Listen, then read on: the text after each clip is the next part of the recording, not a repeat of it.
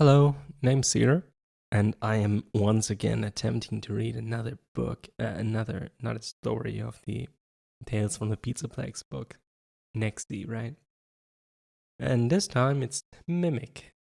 Sadly, I've already been quite spoiled on what's going to happen in this one, with all the theories going on and whatnot.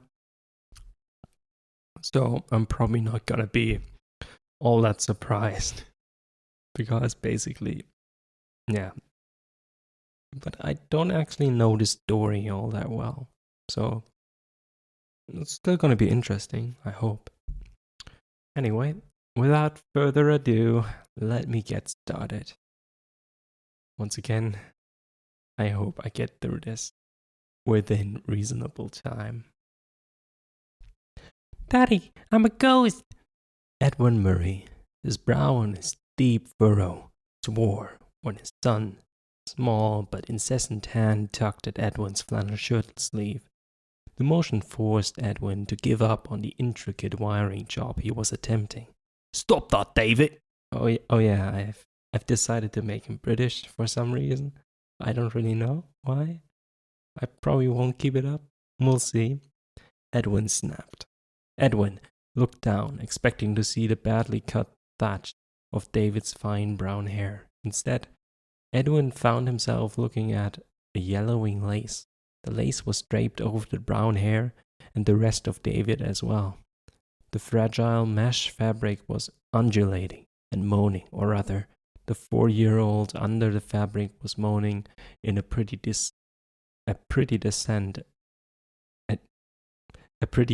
approximation of a scary ghost. Amazing. At the end of the undulating lamentation, however, the lace, actually the boy, sneezed. Then it coughed. The lace turned as if about to erupt. That's what you get for playing in that dusty old lace, Edwin said, his annoyance ebbing a bit. He had to admit that he enjoyed David's creativity, and watching the lace thrash was amusing. Edwin just hoped the boy wasn't picking up some noxious disease from the ancient fabric. It was early March, and spring rain was seeping in through a few of the cracks in the factory's old brick walls and dripping down from the couple of leaks in the tin roof. The water from those leaks collected on the 3rd floor, but the moisture pervaded the entire building, and although the factory had dozens of tall and skinny paned windows, several were boarded up, and the thick glass panes of most of the rest had been painted grey.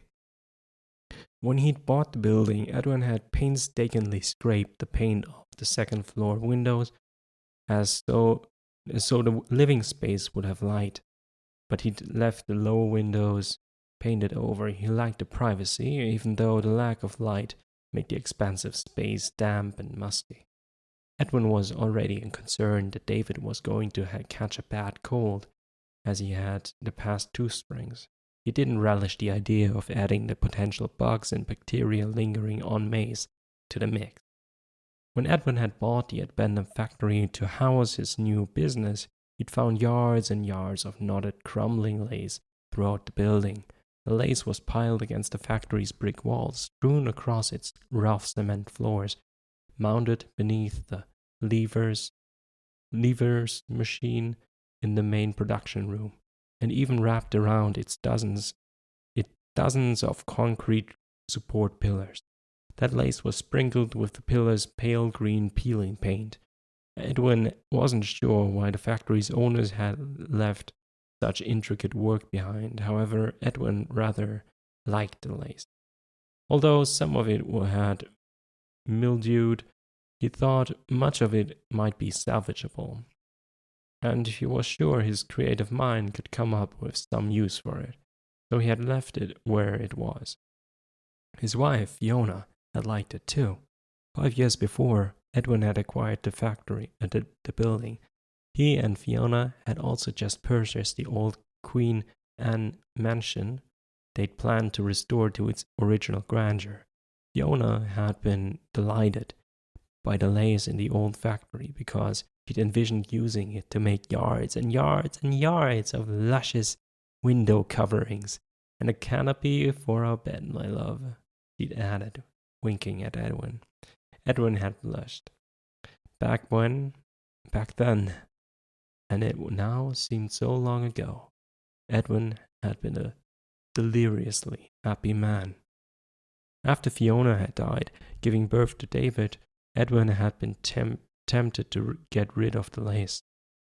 He hadn't wanted to trigger memories of the time that he was forever lost to him. He hadn't wanted to trigger memories of a time that was forever lost to him. However, throwing it out, just like another loss, he couldn't bear to do it.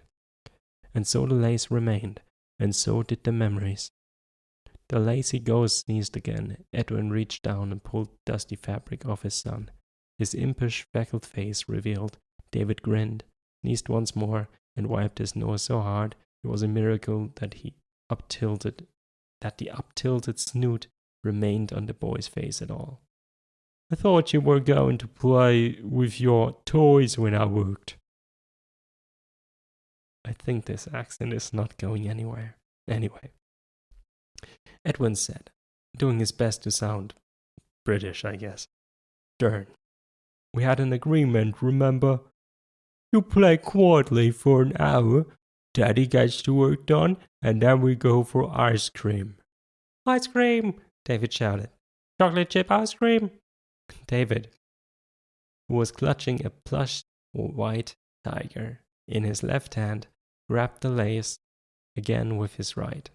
He threw the lace over his shoulder like a cape and began dancing around. Chocolate chip, chocolate chip, chocolate chip! He turned the words into a part chant, part song. Edwin crossed his arms and studied his son, as he often did. Edwin looked for some evidence of his own looks in the little boy. He never found any, beyond a similar slope to their eyes. Edwin was happy that David looked more like Fiona than Edwin. Fiona had been far lovelier than he was, as he often told her. Edwin had never understood why Fiona had seen what Fiona had seen in him. Whenever he asked her, he tweaked the full sandy brown mustache that Edwin had worn since his senior year in high school. I fell for your mustache, Fiona would tease. Then she'd giggle and give him a big kiss, when he would forget to care about why she loved him. He was just happy that she did. David's song grew louder, and it picked up some percussion. He'd taken up a wooden slat from the old lever's machine and used the stick to pound on the cement walls in time to his chant. Edwin shook his hand. Ice cream was the last thing David needed. The boy was clearly worked up. In fact, he was nearly always worked up. Edwin remembered how excited he'd been when he'd learned he was going to be a father. He already had a job he loved, a gorgeous wife he adored, who inexplicitly adored him back, and enough money to buy what he and his wife wanted. Now he'd have a child too. He'd have a legacy, someone to pass his life's work on to. For nearly all Edwin's 24 years of life, he's only 24. Wow. He'd loved building things.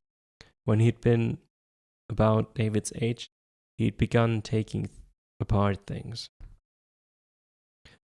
Mother's small appliances, so he could see how they worked, though they rarely still worked when he put them back together. His mother was amazingly tolerant of the need to frequently replace things. By the time Edwin was 8, he knew that he wanted to build useful machines that would change people's lives.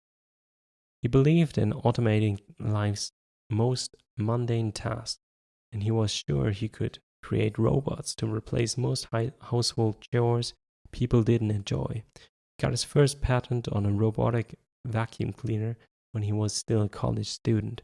Despite the bugs and high price point, he had sold well enough to allow Edwin to start his business right out of school.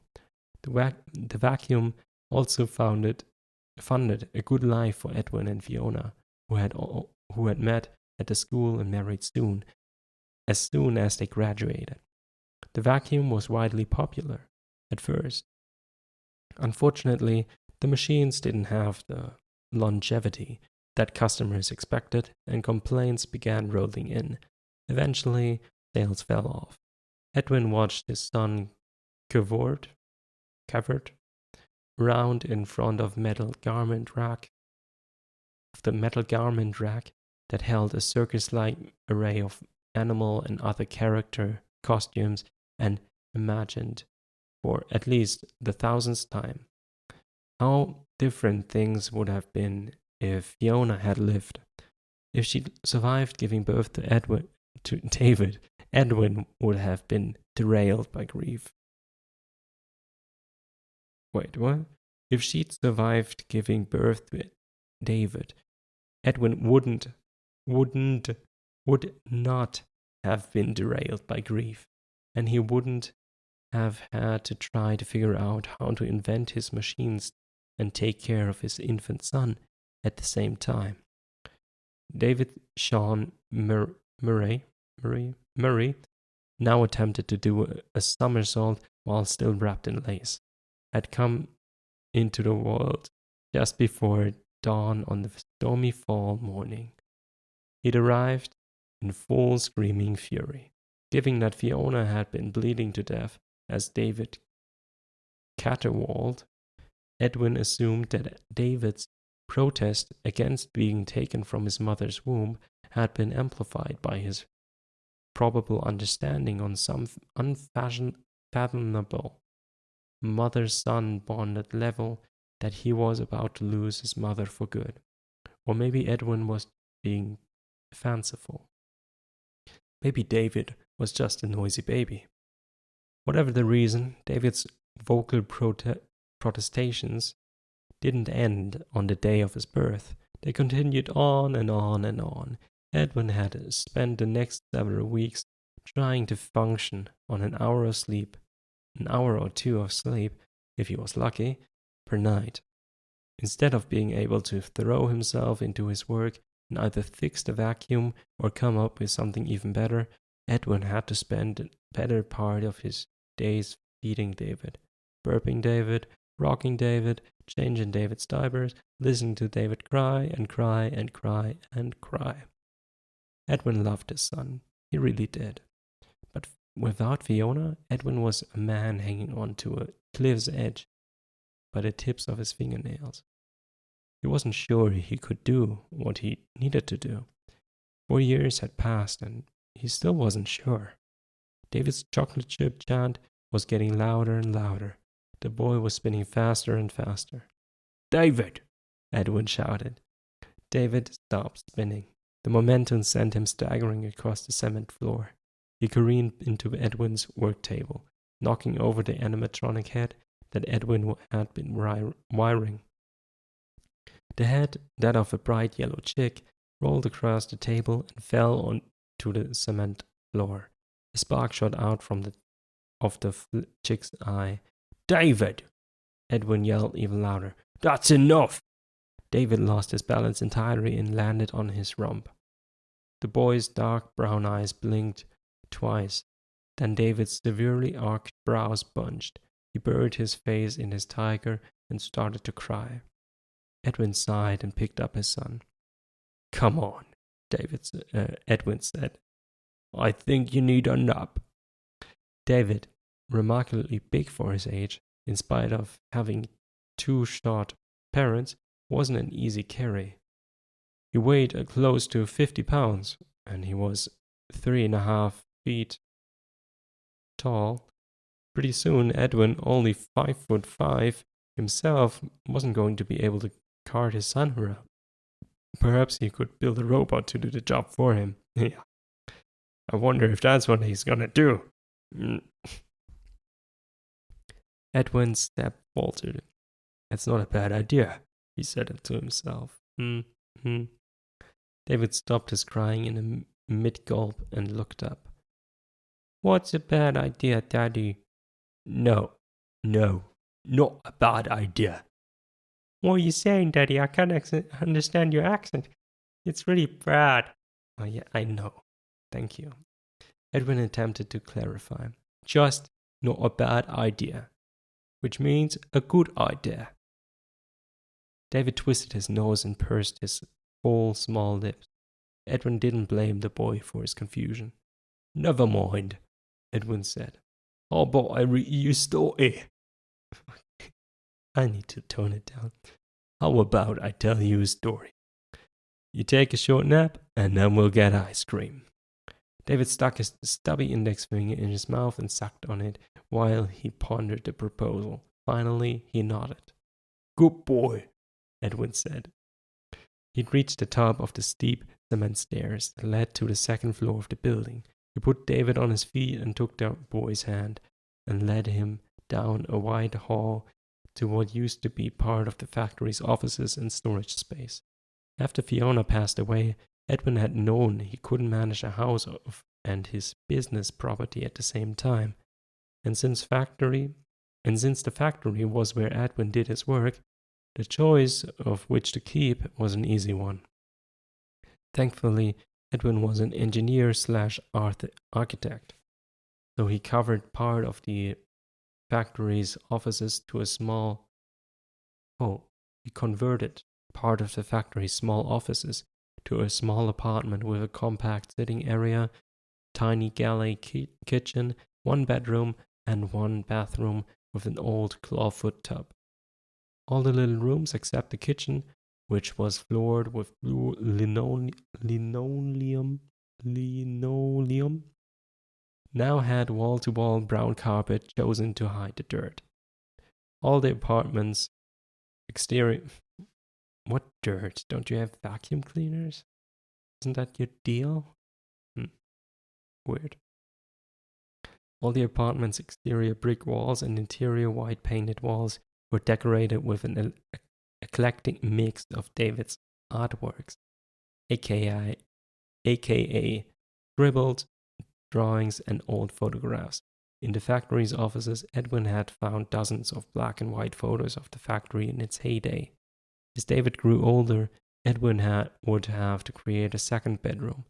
But for now, keeping an eye on David was easier when they slept in the same room. Not that they slept there very often. Much of the time, Edwin worked on the factory's main level at night, and David slept on a cot nearby.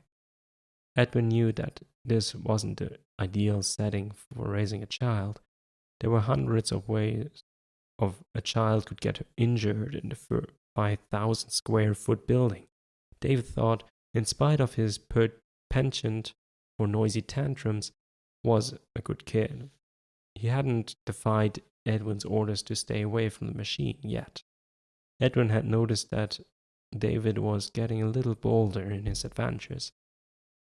That might become a problem as he got older, and that was what made the idea Edwin had just such a brilliant one.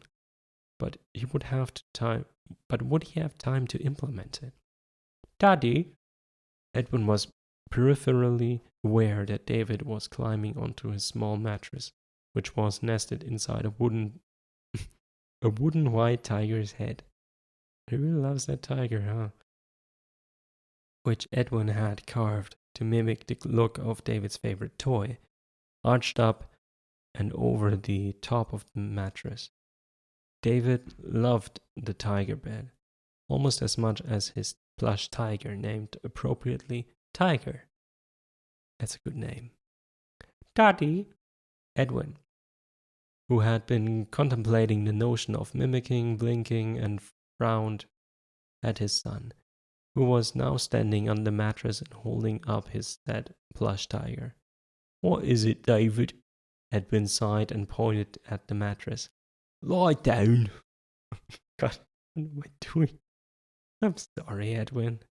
That's not how you sound. David obliged, but he kept holding up his plush tiger.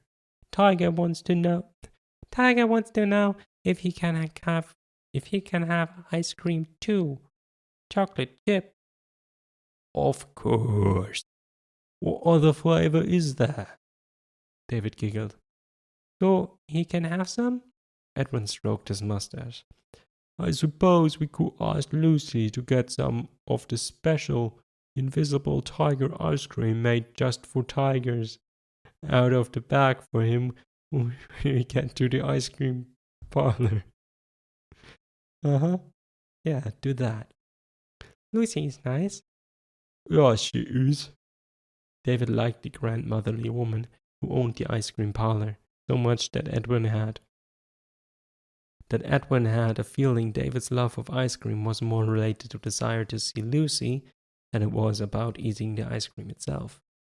But you won't see Lucy unless you and the tiger take a nap. Uh, I'm gonna drop this accent, I think. Good, David said. That's what Tiger says about naps. Very wise, Edwin said. David leaned over and rooted around the mess of books that were scattered over the floor by his bed. Edwin looked at his watch. His shoulders tightened. David. Didn't I want to drop the accent? At this point, it's ingrained in me. I guess I gotta keep it up. David's head popped up. His eyes were bright and eager. Edwin felt like a jerk for what he was about to say. How about we skip the story? Edwin asked. The bright eyes dimmed. A quiver appeared around the dimple in David's chin. Just for now, Edwin said. I'll read 2 stories before you go to bed tonight. And if Daddy is going to be able to take you for ice cream, he has to get work done. David pushed out his lower lip, and then remarkably, he shrugged. Okay, Daddy. David flopped onto his stomach and tucked Tiger up against his chest. He closed his eyes, and within seconds, his breathing slowed. David might have been noisy, almost hyperactive child, but he had some wonderful qualities. Not only did he listen pretty well, he could also fall asleep nearly instantly. If only Edwin could learn that skill. Edwin lightly smoothed David's silky, soft hair. David stirred, and then his breathing slowed even more. Edwin headed back down to the main floor of the factory. He had so much work to do, and he might get just a half hour of uninterrupted concentration. One of the old exposed pipes that crisscrossed the ceiling on the factory's first level clung. Edwin could hear David's voice in his head. It's the pipe fairy, Daddy. The pipe fairy, yes. David had names for all the sounds in that the factory made. He'd named its distinctive features as well. Although the factory was dark, filled with old debris, and dirtier than it should be, David wasn't scared by it. To David, the factory was home. He'd made some friends with it. More than one visitor to Edwin's business had expressed concern about David's safety in the large old building that sat at the edge of a 4-lane highway that ran through the industrial part of town. Yeah, and they would be right. The land that the old factory sat on wasn't much bigger than the factory itself, so David had no yard to play in, and their only lawn was a vacant gravel lot. That's not lawn. Gravel. Anyway, sometimes they'd play catch there, or they'd sit in folding chairs and play Name the Car. Edwin was teaching David the makes and models of cars and they spotted on the highway. David had an amazing memory and was learning quickly. Recently, Fitz, the delivery man who brought Edwin his current project and his supplies he ordered, had asked, Don't you worry about a kid falling downstairs or getting hurt in machines or locked up in a room or something? Edwin looked up from the clipboard he was signing. What? He noted that Fitz was looking past his shoulder towards Lever's machine that dominated the east wall of the main factory floor. Edwin turned to look at the mammoth lace-making machine. It was dark and silent. None of its thousands and thousands of moving parts could so much as twitch now. As far as Edwin knew, it had been frozen in place for over 30 years. The machine had been turned off mid-job, and now mothhole-riddled expanse of lace hung loosely over the machine's beam roller. Limp, yellowed threads stretched like spiderweb from pools stacked on the nearby bobbin winding unit. "Oh, he knows better than to go near that," Edwin said. He felt the need to reassure Fitz, so he continued. "All of the extra rooms are closed up, and I usually help him with the stairs, or build him a slide for coming down." "You built your kid as an indoor slide?"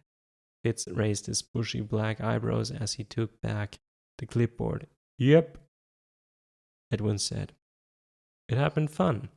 Edwin had found a second-hand slide that had once been in an amusement park, and he bolted it to the one wall of the secondary stairs between the first and second floor. He'd placed a couple mattresses at the bottom of the slide. David loved that thing. Sometimes he loved it too, and sometimes he loved it too much.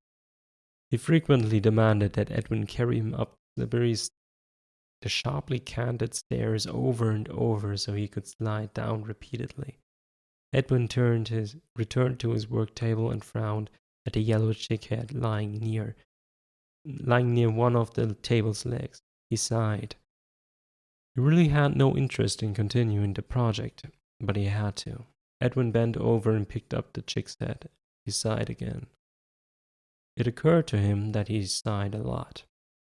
But why shouldn't he?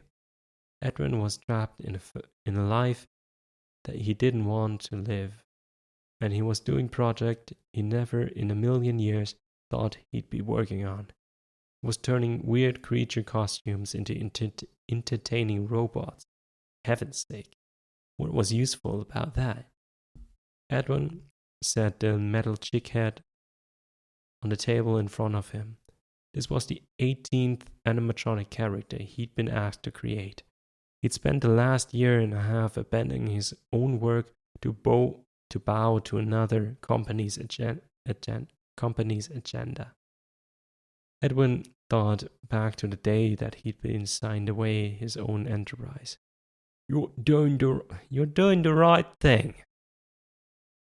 Grant Starling, the portly Fazbear Entertainment exec who negotiated the buyout, said as he watched Edwin scrawl his signature on the bottom of a 12-page contract. Am I? Huh? Edwin had wondered. When Edwin had started his company, he thought his timing was perfect. It was the early 70s, people wanted more time to play, and the mines were opening as well. Edwin had assumed these things would translate into a huge market for his machines. Unfortunately, he'd been wrong. Either that or his personal tragedies had undermined his ability to create machines that were good enough to attract a big market share. The machines he designed were intricate and required thousands of hours of focused work, not to mention very expensive parts and tools. Raising a son on his own had pulled the rug out from under Edwin. He just hadn't had enough in him to do everything he needed to do. When his finances ran dry, he'd had no choice but to sell his company to Fazbear Entertainment. You have real talent, Grant said. We're happy to welcome you aboard the Fazbear family. Edwin turned over the chick head. He pressed his lips together in disgust. The fall to the floor had dented the chick's beak and snapped off one of the metal feathers atop its skull. Great, Edwin muttered. He was behind he was behind schedule and totally overwhelmed. He didn't have time to take David to get his promised ice cream today, or any other day for that matter, but he'd have to do it. David would throw a tantrum to end all tantrums if Edwin didn't keep his promise. Edwin contemplated the chick's head. He really had to get to work on it, but an idea was leaping around his mind. It was demanding attention, and rightfully so.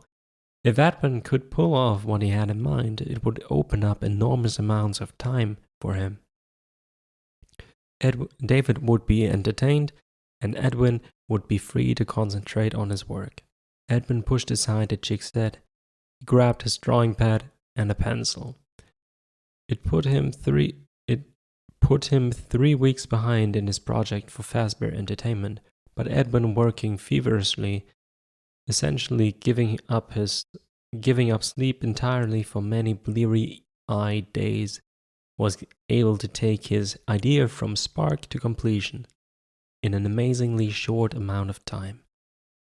Edwin attributed his speed to the passion he held for the project. Edwin had been so caught up with Fazbear that he'd forgotten what it was like to pour himself into his own creation. He felt like he had been gasping for air for months, and now he could finally breathe again. "What you building, Daddy?" David had asked the first day Edwin had begun implementing his plan he'd sketched out. "I'm building you no toy. I'm building yet a new toy," Edwin had said. "What kind of toy?" "One that will keep you company while I work," Edwin had said. David had twisted his lips into his "I don't understand" expression. "I'm building you a friend," Edwin had clarified. "Tigers, my friend." David held up the white tiger. The tiger wasn't all that white today. David had taken the tiger on an adventure behind the stacks of spools. The area had decades of accumulated dirt, and much of it now smudged. "Well, once I finish what I'm building, you and Tiger will have not a friend," Edwin said. "Now, why don't you take Tiger upstairs and clean it up, and then we can have dinner." "Mac and cheese!"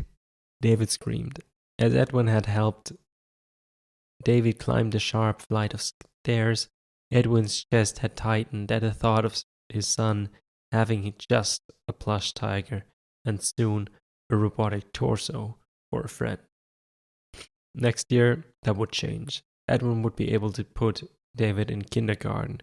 Even though he'd relished the time to himself, Edwin didn't have money to pay for a preschool program at the moment, and the free class was across town. Besides the one time he'd tried to enroll David in a community program, too many busybodies had started sticking their noses into his business. David apparently told some hair-raising stories about sleeping in an abandoned factory that groaned and clanged at night. No, for now David was better off with Edwin. And if Edwin's idea worked, Edwin could keep his son close and have enough time to work. Edwin didn't have a lot of money or supplies to buy what he needed. Edwin didn't have a lot of money for supplies to build what he wanted to build, so he'd come up with a design that would allow him to cannibalize machinery in the factory. By pulling wiring from rooms that he never used, taking pistons from a defunct industrial washing machine, and boring steel and spools and gears and springs from the levers machine. Edwin had fashioned the torso, arms, and head of a primitive-looking endoskeleton. This physical housing was the easy part.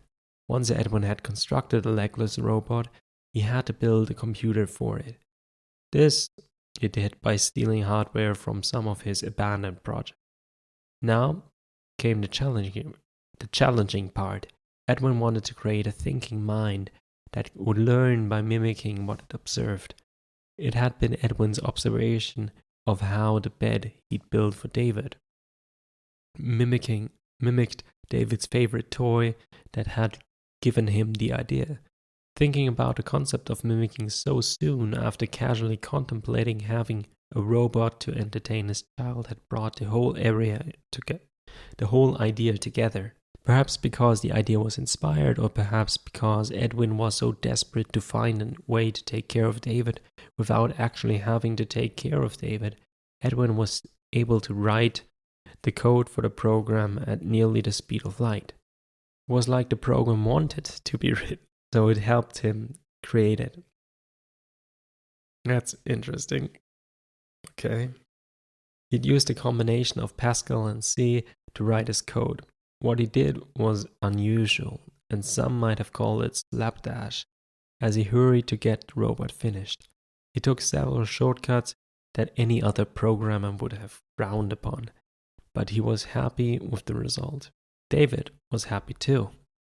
After 22 days of feverish work, Edwin was about to boot up his creation for the first time when David and Tiger zipped down the back staircase slide and trotted over to David. David charged up to Edwin and leaned against his dad's leg. David wrinkled his nose. "Daddy, you stink," he announced. "Thank you for putting that out." Sorry. Terrible voice. "Thank you for pointing that out," Edwin said. His son was right. Between taking care of David and building his brainchild, Edwin had let a few things fall by the wayside. Personal hygiene was one of those things. His breath he suddenly realized was stale, and his armpits might have been lethal. But none of this mattered. It was done. "Check this out," Edwin said to David. Lifting the endoskeleton off the table, Edwin set it on the floor in front of David. Then Edwin sat down cross-legged next to it. David plopped down next to his dad. "What's its name, Daddy?" David asked, studying the endoskeleton's face. Edwin also looked at his creation's face, wondering how a 4-year-old boy would see it. He glanced at David as he realized that the endoskeleton's features might have been scary for a little child. Given that Edwin had been able to work with, he thought the endoskeleton's head had turned out pretty well. Edwin's first attempt to form the skull had started with simply placing 2 large white doll's eyes within the boxy confines of a piece of metal housing. It scrounged from a broken down compressor. Because the square top looked nothing like a real head, though, Edwin had tried again. He'd found a rounded bit of metal in the guts of the lever's machine, and he'd used it to form his narrow protuberance that jutted up from between the big white eyes. Under the eye housing, Edwin had welded in place a hinged jaw that he formed out of parts of the lever's machine's guide bars. Using a set of novelty chattering teeth he found in a box full of old bits and bobs on the 3rd floor, Edwin had given the creation a big wide toothed mouth. Getting all this hardware connected to its programming required welding a large processor to the back of the skull and running a tangle of wires all around the skull. Wires stretching toward the back of the skull dove in and out of both eye sockets, snaked through the mouth, and extended down the articulated neck that in turn connected with a metallic spine, which connected with a makeshift rib cage that was not curved as Edwin had wanted it to be. But it worked. And the rib cage was linked to 2 robotic arms that ended in pencil-like hands. Okay, so maybe the thing wasn't pretty. In fact, its appearance was a tad disturbing. David, however, didn't look scared. His eyes were sparkling, and his head was cocked in what looked more like curiosity than any sort of trepidation. "I haven't given it a name," Edwin said. He thought about the program he'd written. He'd called the program Mimic 1. Well, that would work. How about Mimic? He suggested. David made a face. That's a weird day. That's a weird dad. That's a weird name, Dad. Edwin had no response to that comment. But I like it. David continued. Mimic. He nodded. Yeah, that's okay. I'm glad you approve. David shifted positions and frowned. What does it do, Daddy? David asked. Well, let's find out, Edwin said. Taking a deep breath, Edwin reached behind Mimic's neck and activated it. Mimic's eyes lit up. They fluttered. Its mouth opened and closed.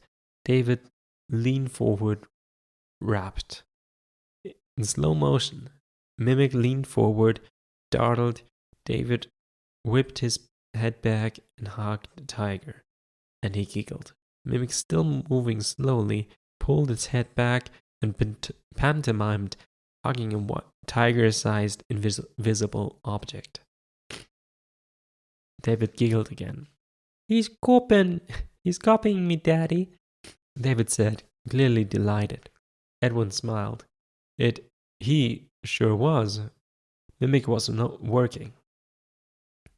David put out a finger and touched Mimic's chest. Mimic put out a pincer and touched David's chest. David sat down Tiger. Want to play patty cake? David asked his new friend. Edwin blinked in surprise. He played the clapping game with David when David was much younger, but they hadn't played in a couple of years. David, however, clearly remembered the game. On some level, apparently understanding that he had to show Mimic what to do, David clapped on his hands together slowly and then put his hands out. Fingers up, palms toward Mimic. Mimic matched the movement as best as he could.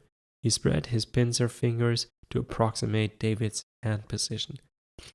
David clapped again. Mimic brought his pincers together with a metallic clink. Edwin closed his eyes and rolled his shoulders. He'd done it. Now he could get back to work on his paying jobs. But first, he had to clean himself up. Edwin opened his eyes and looked at David, who was still teaching a complex version of patty cake to his new friend. You're just gonna leave your child with a new machine that you did not test? I don't know if that's a great idea, Mr. Inventor, sir. David, Edwin said, how about we take the Mimic upstairs? You can play while I take a shower. David stopped playing. He dropped his hands. Mimic did the same. That's good, Daddy, David said.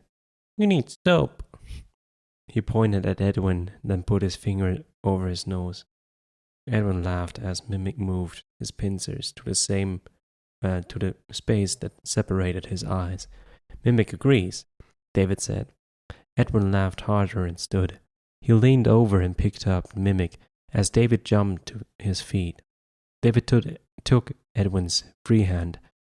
I like Mimic, David said. Mimic reached out and wrapped his pincers around Edwin's wrist. The feel of the cold metal against Edwin's skin made Edwin stiffen for a moment. Some primitive part of his brain felt a surge of fear. Would Mimic clamp down on hurt Edwin? No. Mimic's touch was gentle, even hesitant. Edwin relaxed and took his son and his son's new friend up the stairs. The next 2 weeks were the best Edwin could remember having since Fiona died. After catching up on some sleep the first night Mimic was completed, Edwin woke up energized and ready to go back creating the characters Fazbear Entertainment wanted. And because David was occupied with his new friend, Edwin had long stretches of uninterrupted work time. It was fantastic. It was amazing how much he could get done when he wasn't interrupted every other minute. When Edwin had programmed Mimic, he hadn't had the parts he needed to give Mimic the ability to speak. He'd been concerned that this would be a problem for David, but he shouldn't have worried. David had no issue with Mimic's muteness. He started developing a sort of sign language to communicate with his robotic friend. David's sign language involved often hilarious imitations of things he was trying to communicate. Ice cream, for example, was conveyed with a gesture that involved turning one hand into a bowl-like shape and using the other hand to approximate the shape of a spoon. David would dip the spoon hand into the bowl hand and put the spoon hand to his lips. Then, in what Edwin thought was adorably brilliant, David would rub the front of his chin as if ice cream was dripping there. Mimic copied every move David made. This encouraged David to teach Mimic more and more things. At first, what Mimic could do was somewhat limited. He could slowly copy David's simpler movements. It was impressive for a robot held together with the engineering equivalent of 2 paces of tape, but it wasn't a replacement for a friend. So Edwin tinkered with Mimic to make sure that David wouldn't get bored. Edwin wanted Mimic to be able to move as smoothly as possible. He still wasn't sure how Mimic was learning so quickly, but he was very pleased by his development. Edwin was even starting to kick around the idea for how he could use the evolving program to get his company back. The Mimic 1 program, if it matured as Edwin hoped it would, could be applied to many tasks. The first time Edwin realized he hadn't checked on David for hours, he was shocked. It felt irresponsible almost, because it is. For all he'd known, David could have left the building. He wasn't sure, but he hadn't. When Edwin looked up from finally finishing the giant chick robot that he'd been working on, he found David and Mimic on the floor, coloring. Mimic was actually using crayons. Mimic's use of the crayons was clumsy, and he definitely didn't color inside the lines, but David didn't either. David had always been prone to coloring the entire page. Mimic did that too.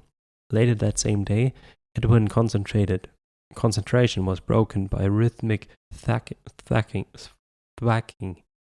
sound.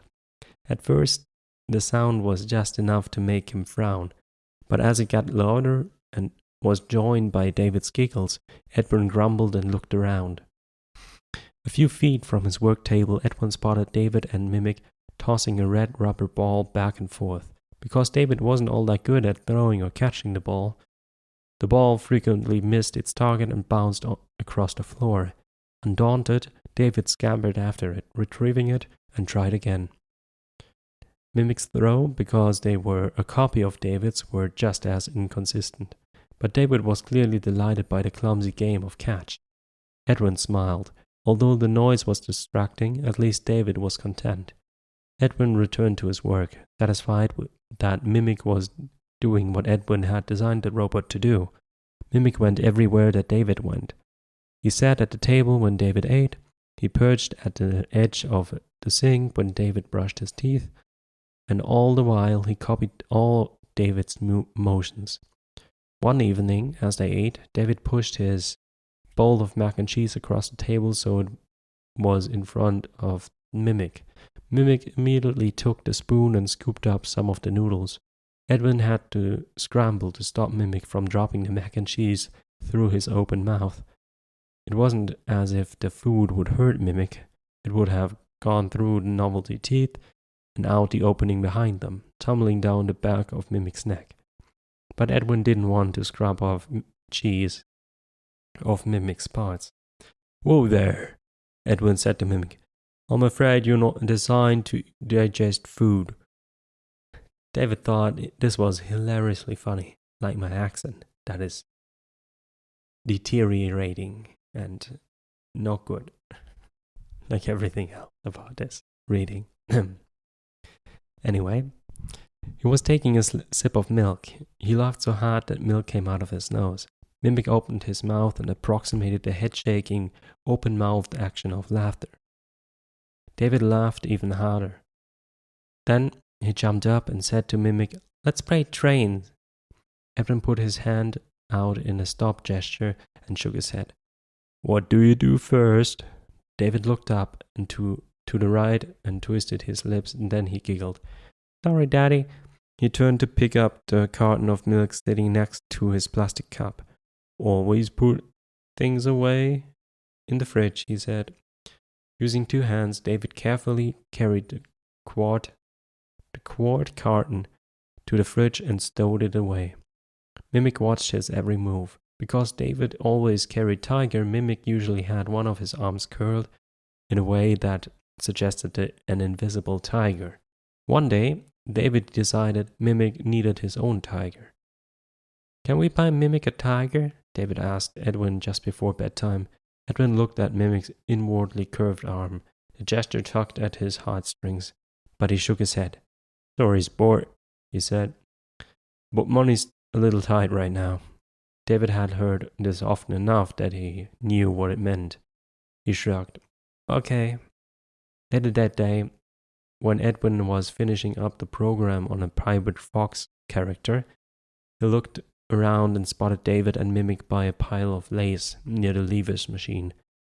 Both were bent over the lace, folding and refolding it. Edwin got up and walked over to his son. What are you doing? He asked. David looked up and grinned. Then he looked back at Mimic. Is it ready? He asked Mimic. Mimic nodded. Wow, Mimic can communicate. Edwin's brows rose. This wasn't mimicking, it was responding. When had that happened? David leaned back and pointed at Mimic. Mimic opened his mouth in his version of a smile. Edwin blinked in amazement. Cradled in the curve of Mimic's left arm was an approximation of a tiger. It was made of lace and held together with a string. David and Mimic had used the old material to form a head, a body, 2 arms, and 2 legs. They'd even managed to create little nubbins atop the head that looked like tiger ears. Now Mimic has a tiger too, David said triumphantly. Edwin reached down and ruffled David's hair. Yes, it does. Very well done. Very clever. David beamed. Mimic's eyes lit up brighter than usual. Now even more confident that he could leave David in Mimic's care, Edwin threw himself into his work. He put in long hours, stopping only to feed David or answer David's occasional question. The questions, however, weren't occasional as Edwin would have preferred. Although Mimic could entertain David in many ways, the robot couldn't talk to the boy.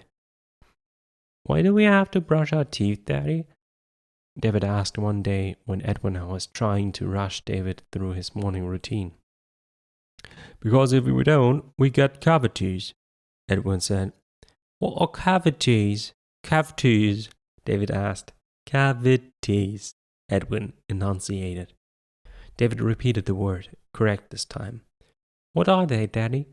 Holes in the teeth. David looked alarmed. I can get a hole in my teeth. He looked at Mimic. He doesn't brush. Won't he get holes in his teeth? David had stopped brushing, and he waved his toothbrush. Toothpaste and water flew everywhere, including onto the clean shirt Edwin had just managed to get on his son. Keeping himself and David in clean clothes was a challenge. Edwin had no washer or dryer in the factory. That was on the list of improvements to add once he got more money. But for now, he had to go to a laundromat. He hated going to the laundromat. Stop that, Edwin said. He shook a finger at his son. Don't be careless. David's face screwed up. His lower lip quivered. Don't you dare crying, Edwin snapped. Of course, that command had the exact opposite effect of what Edwin wanted. David started crying. Turning away from Edwin, David hunched over. Mimic, perched by the sink, hunched over as well. Edwin grabbed David by his shoulders and shook him. David's cries turned to screams of rage. Oh, for heaven's sake, Edwin said. He forced himself to take a deep breath. He knew better than to do what he'd just done. It was just that he had so much work to do, and he only wanted David to brush his teeth and go sit and play with Mimic. Was that too much to ask? Edwin crouched down in front of his son. "David, I'm sorry," he said. "I'm sorry I lied." David wasn't in a forgiving mood. He turned away from Edwin and reached for Mimic. Mimic wrapped his pincer hands around David's fingers. Edwin spent the next several minutes trying to calm David down. The whole time, he promised himself he'd do better by his son. But he didn't. His resolve led him a mere 10 minutes after the incident. By then, David was wearing a fresh t-shirt with his brown corduroy pants. He was bouncing up and down in anticipation of playing with his cars.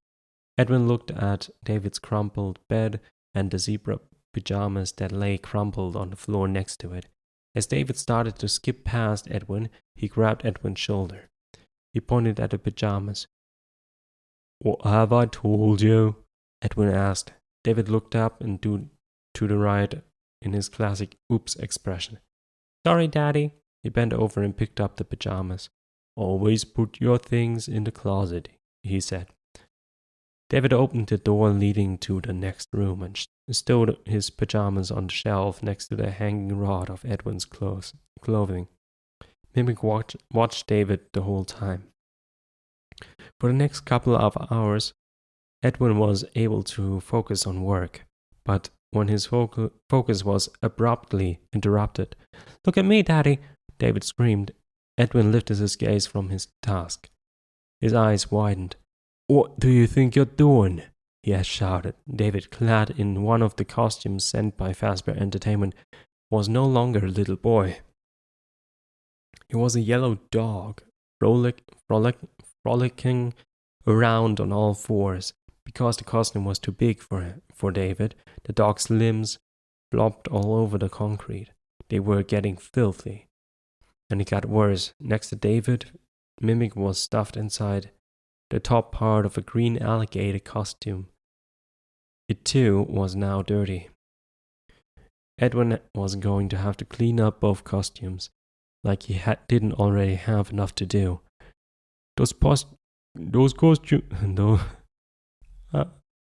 I completely forgot the accent. "Those costumes aren't paid for," Edwin yelled. He shot up out of his chair and charged over to his son, yanking David off the floor. He shook his index finger. "Get out of the costume, right now." He turned towards Mimic. "You too." David, predictably, started to cry. Edwin ignored the tantrum and worked on extricating his son out of the fur. God, that's a hard combination.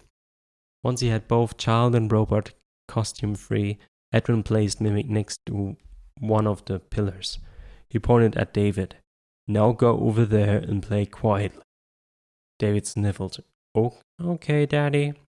Setting aside the costume to deal with later, Edwin returned to his work, but he only got in another half hour or so before he was interrupted again. "Daddy, I'm hungry," David announced when Edwin was right in the middle of doing a tricky soldering job. David poked Edwin in the forearm. Edwin's hand slipped, the soldering blotched in the wrong place. Edwin swore. "David, what you doing?" Edwin crossed his arms and glared at his son. "You just made me mess something up. Now I have to redo it."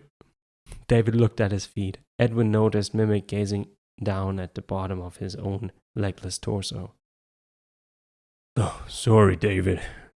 Sorry, Daddy, David said. Edwin took a deep breath and looked up at the ceiling, exposed old oak beams. He watched a spider toiling in the middle of its web, which was monstrous, over 3 feet wide, anchoring against one of the green pillars and stretching out to the top of the factory's tall boarded-over windows. Edwin noted that the spider was alone. Unhampered by spiderlings, the huge black insect was managing far more productivity than Edwin was. Edwin pulled his gaze from the spider and rolled his shoulder. He ruffled David's hair. "It's okay, David." "What? Could you please play quietly with me for a little longer while I finish what I'm doing here?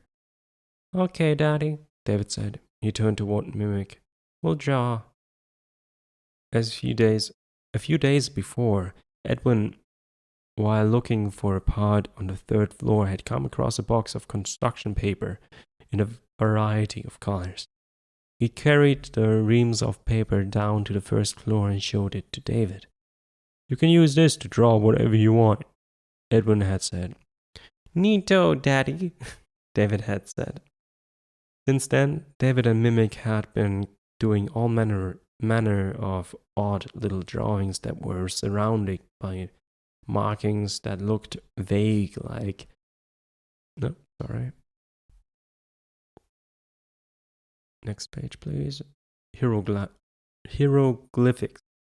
When Edwin had asked David what they were, David had shrugged. It's made up, Daddy. It might have been made up, but it riveted David and Mimic, and so now David pulled out more paper, and he and Mimic began scribbling more drawings and symbols. Edwin, both amused and baffled by his son's creative efforts, turned back to his work. As Edwin finished the soldering job, he resolved to make time to tinker with Mimic after David was asleep later. This was something he'd been doing regularly since he'd created Mimic. He kept tweaking Mimic's functionality so Mimic could do a better job of entertaining David.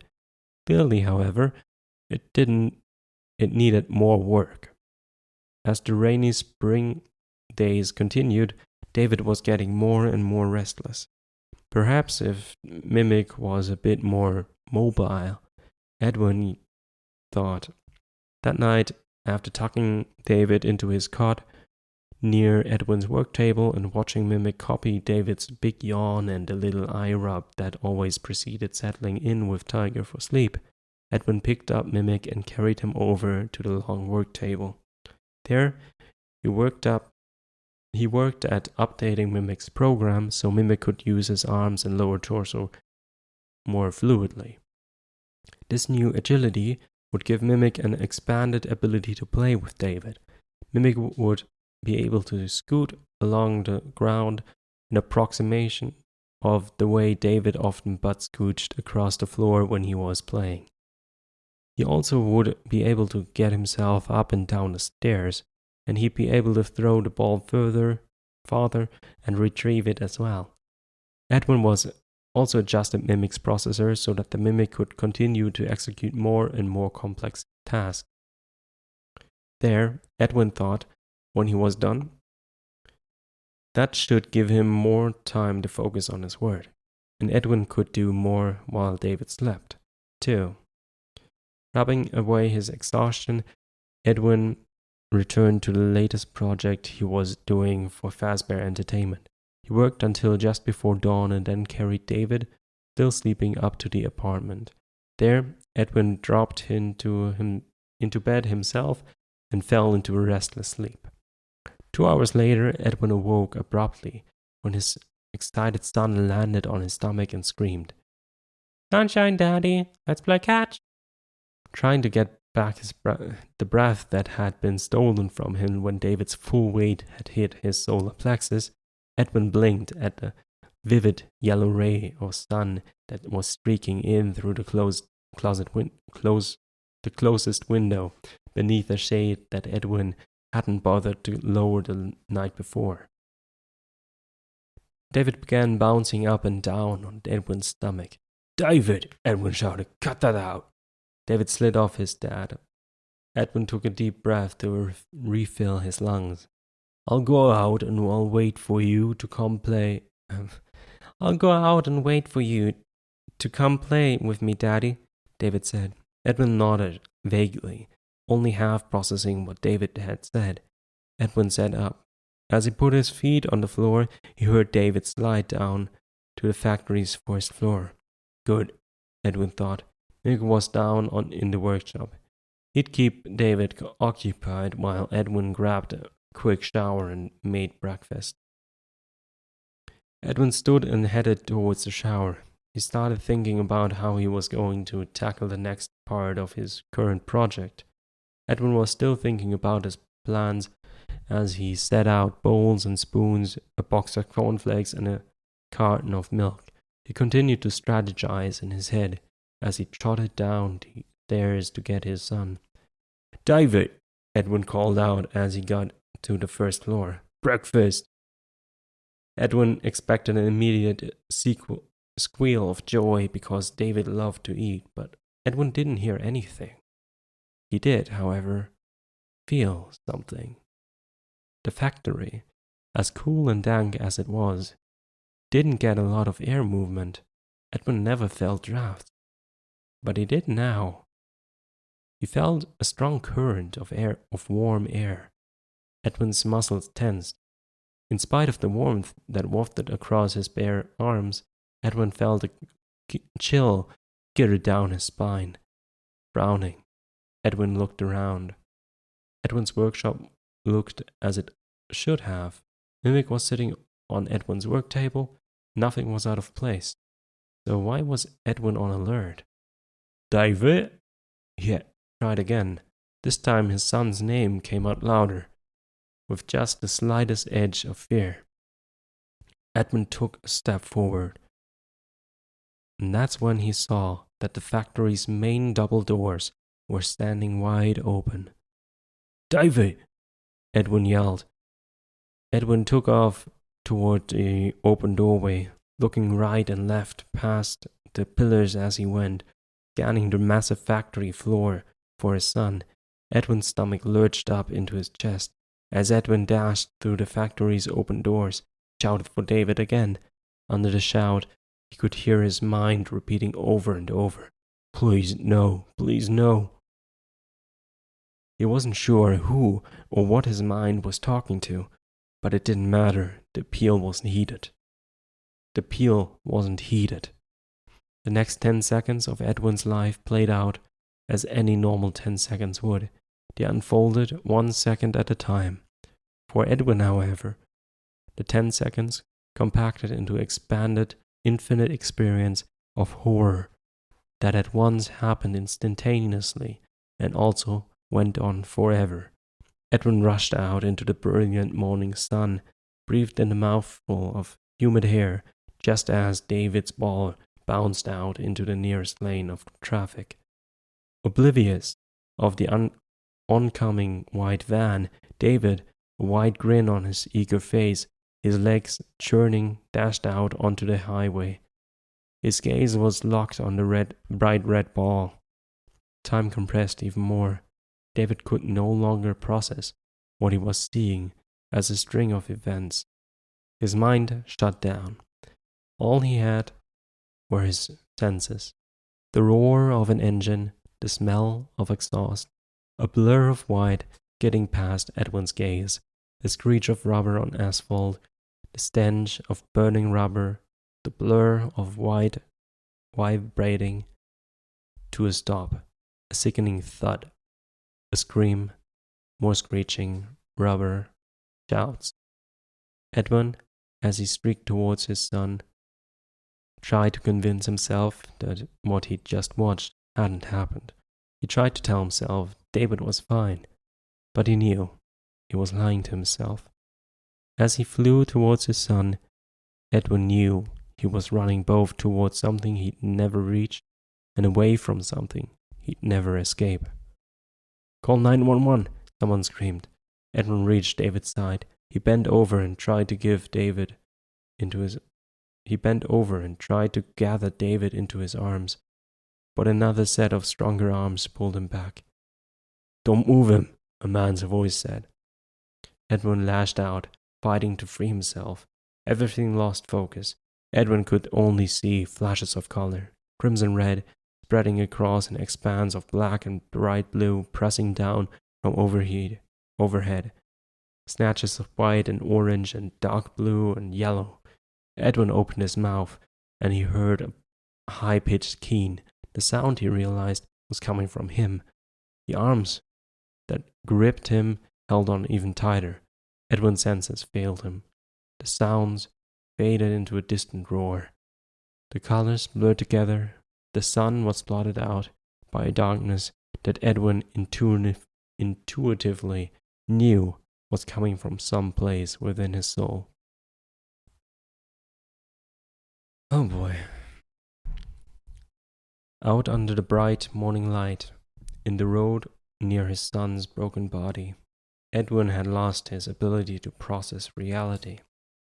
But after that, he lost 2 weeks of his life entirely.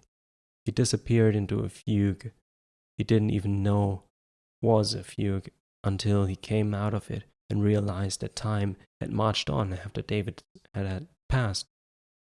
Edwin had no memory of anything since then except the seemingly endless loop of David's death, which replayed in Edwin's mind's eye over and over and over again. Edwin came out of the lost time one morning on another sunny day. Opened his eyes. Edwin found himself in his own bed, alone. Edwin blinked and rubbed his face. He struggled to get his mental bearings, and when he got them, he wished he hadn't. Although he couldn't remember any of the discrete details, Edwin had an intellectual understanding that he'd lived through burying his own son. He grasped that he was alone in the factory, and that life was supposed to be going on.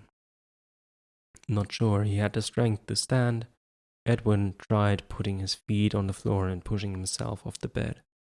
Amazingly, his legs held him up.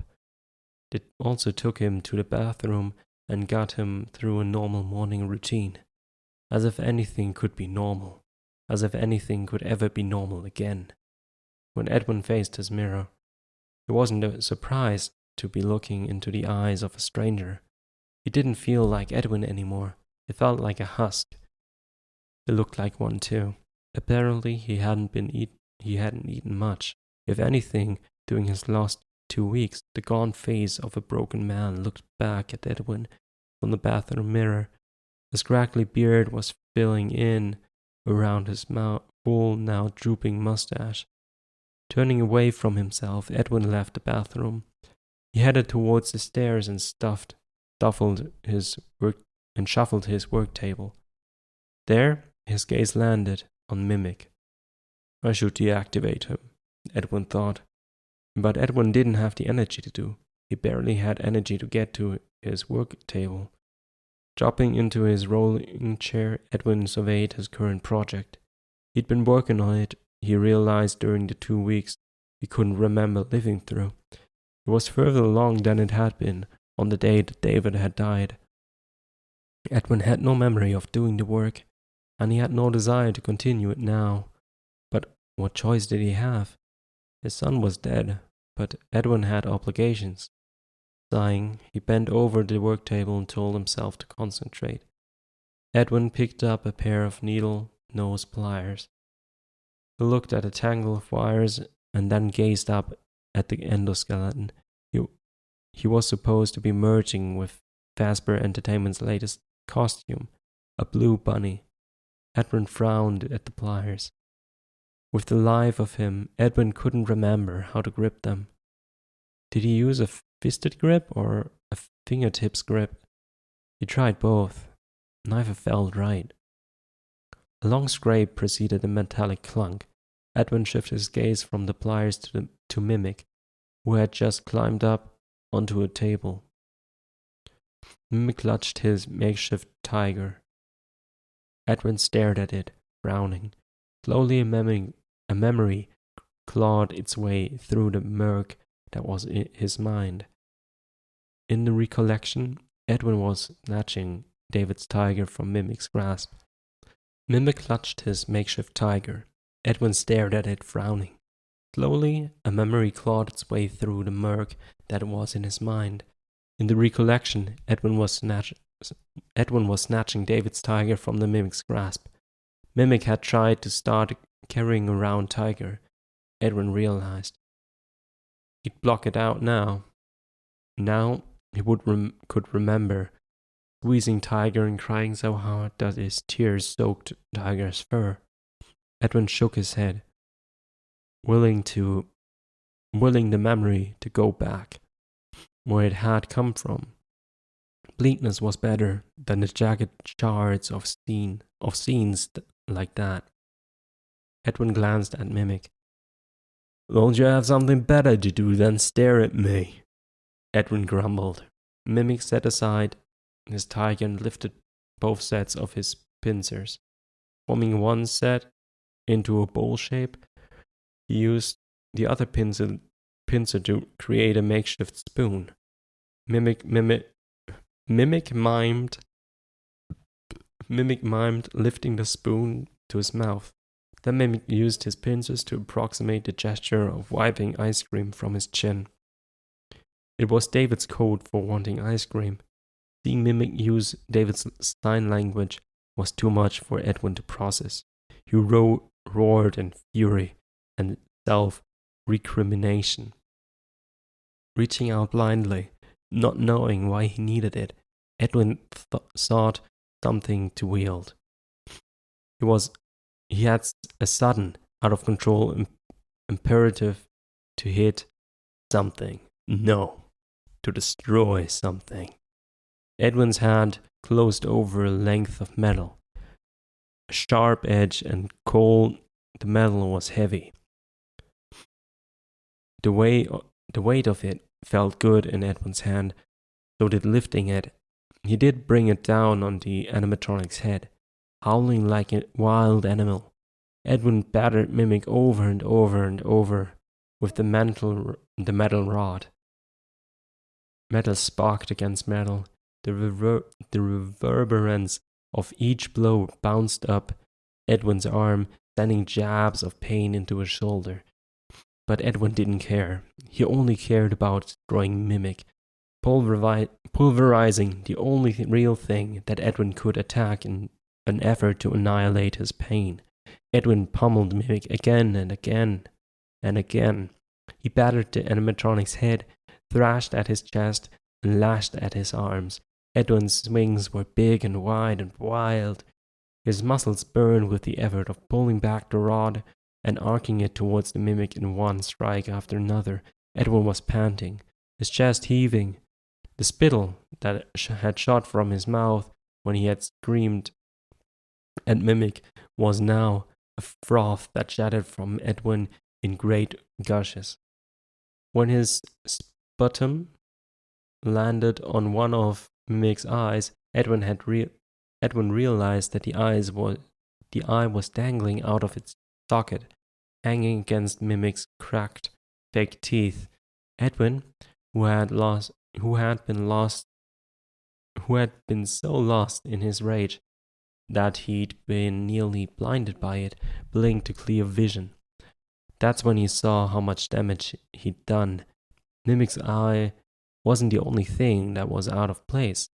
The metal Edwin had used to form Mimic's forehead and jaw was crimped together, compressing Mimic's face.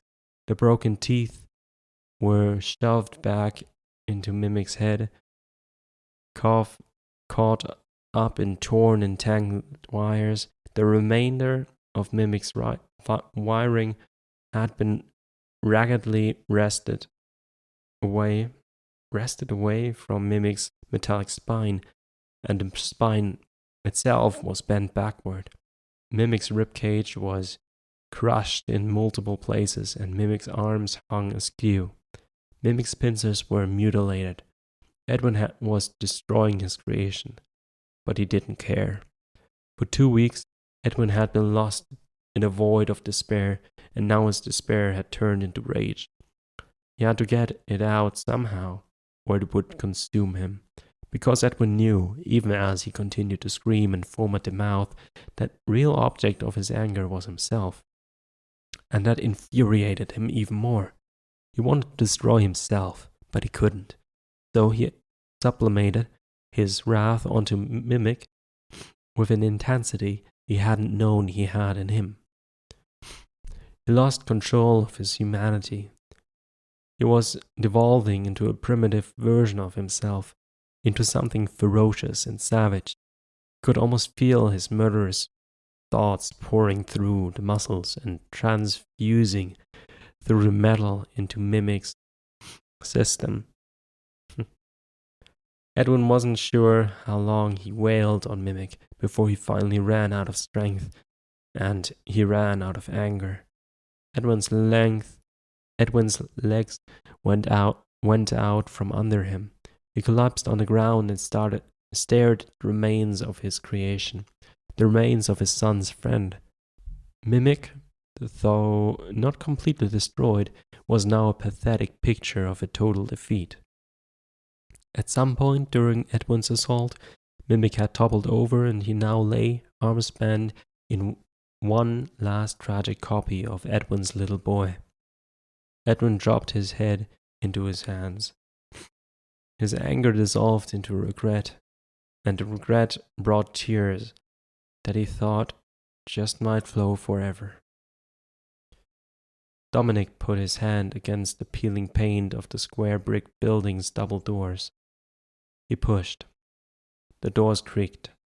Beyond the doors, the feeble light of a sun attempted to squeeze a few rays past wispy grey clouds reached into darkness, so heavy and complete that Dominic felt like he was looking not at the interior of a building, but rather at a solid black wall. Dominic hefted his heavy-duty tactical flashlight behind him. Harry's breath fell hot and moist against Dominic's shoulder blades. "What do you say?" Harry asked. Dominic flipped the switch on his flashlight. He aimed at the radiant beam through the open doors. Glenn, who passed against Dominic's left shoulder, sucked in a breath. "What is that thing?" he asked. Dominic, who'd felt his neck muscle tense when the flashlight beam had landed on what looked like a huge, toothy mammoth, forced himself to get a grip. "It's just some kind of loom, I think," he said.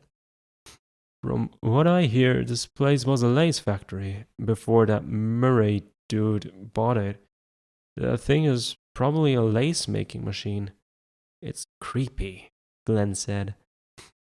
Harry sidled out from behind Dominic. He chewed his lower lip and sniffed as he gazed in the direction of the flashlight's glow. "The whole place is creepy," he said. A little guy, maybe 5'4" if he stood up real straight, which he rarely did, Harry had the courage of his stature, meaning not much at all. The only reason why he was here was that he'd been ordered to be here. And even then, Harry had told Dominic he'd debated whether to quit his job rather than to take the assignment. "What are you afraid of?" Dominic had asked, resisting the urge to laugh at his friend. "I've heard stories," Harry had said. "What stories?" Harry had shaken his head. "My mom always says that talking about something gives it more power." Might just be true in FNAF. Dominic had snorted at this superstitious idea. Now, however, he wondered what Harry had heard. What was so bad that Harry didn't want to give it more power? "Are we going to just stand here like three scaredy cats?" Glenn asked. "Are we going in?" Glenn flicked on his own flashlight. He gave Harry a pointed look, and Harry pulled the stubby flashlight from the pocket of his baggy khakis. He turned it on and squared his shoulders. "All right then," Glenn said. "Let's get this done so we can go back to my place and barbecue those ribs." Harry turned and frowned at Glenn. "Ribs? Ribs? I thought you were doing hot dogs. I hate ribs. They're so gory. They make me think of dead things." Glenn rolled his eyes. "So are hot dogs." Dominic decided someone had to take charge. "Okay," he said. "Come on." He stepped through the doors. Glenn and Harry followed Dominic. Together, all three walked into the darkness. Because Dominic and his friends were wary, they shined their flashlight this way and that. The beams cut through the gloom like searchlights. The swooping beacons scythed over a dozen or so thick pillars that lined up precisely in 3 rows, equally spaced between the building's outer walls. The pillars' pale green paint was peeling under the paint. They were dingy grey and cracked. "This place sound?" Harry asked. "They wouldn't have sent us here if it wasn't," Dominic said. "Are you sure?" Harry asked, and me too. A sudden whoosh of air rushed into the building. Dominic's long hair whipped around his face and got in his mouth. He was swiping it free when a deafening slam whirled him around. Dominic's flashlight had beam landed on the now closed double doors. Harry, who had rotated to face the closed doors, stared at them with wide eyes. His face above the pale yellow of his flashlight glow looked ghostly white. "Boo!" Glenn yelled. Dominic flinched, but Harry nearly jumped out of his skin. "That's not funny," Harry protested. Glenn laughed. Dominic couldn't help it. He snickered. But he patted Harry on his bony shoulder. "Come on," he said. "Let's scope the place out and see what we're up against." "Oh, we're up against something, all right." Harry swallowed hard and nodded. Dominic put his back to the closest door and took a tentative step forward. Dominic hadn't been sure what to expect before they'd gotten here. The instructions they'd been given were very vague, to say the least. Just get in there and clean up the mess. Make repairs, get it handled, Dominic's supervisor Ron had instructed when Dominic and his buddies got the assignment. "Get what handled?" Dominic had asked. Ron, a balding man with a beer belly, had waved a vague hand and said, "Edwin Murray left that place in quite a state when he disappeared a few months ago.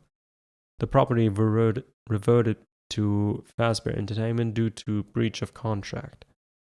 Dominic didn't think that answered his questions, but Ron hadn't added anything else. Dominic and his friends, therefore, now each carried a satchel. They'd brought an array of tools. They were prepared, they had hoped, for whatever the task might require.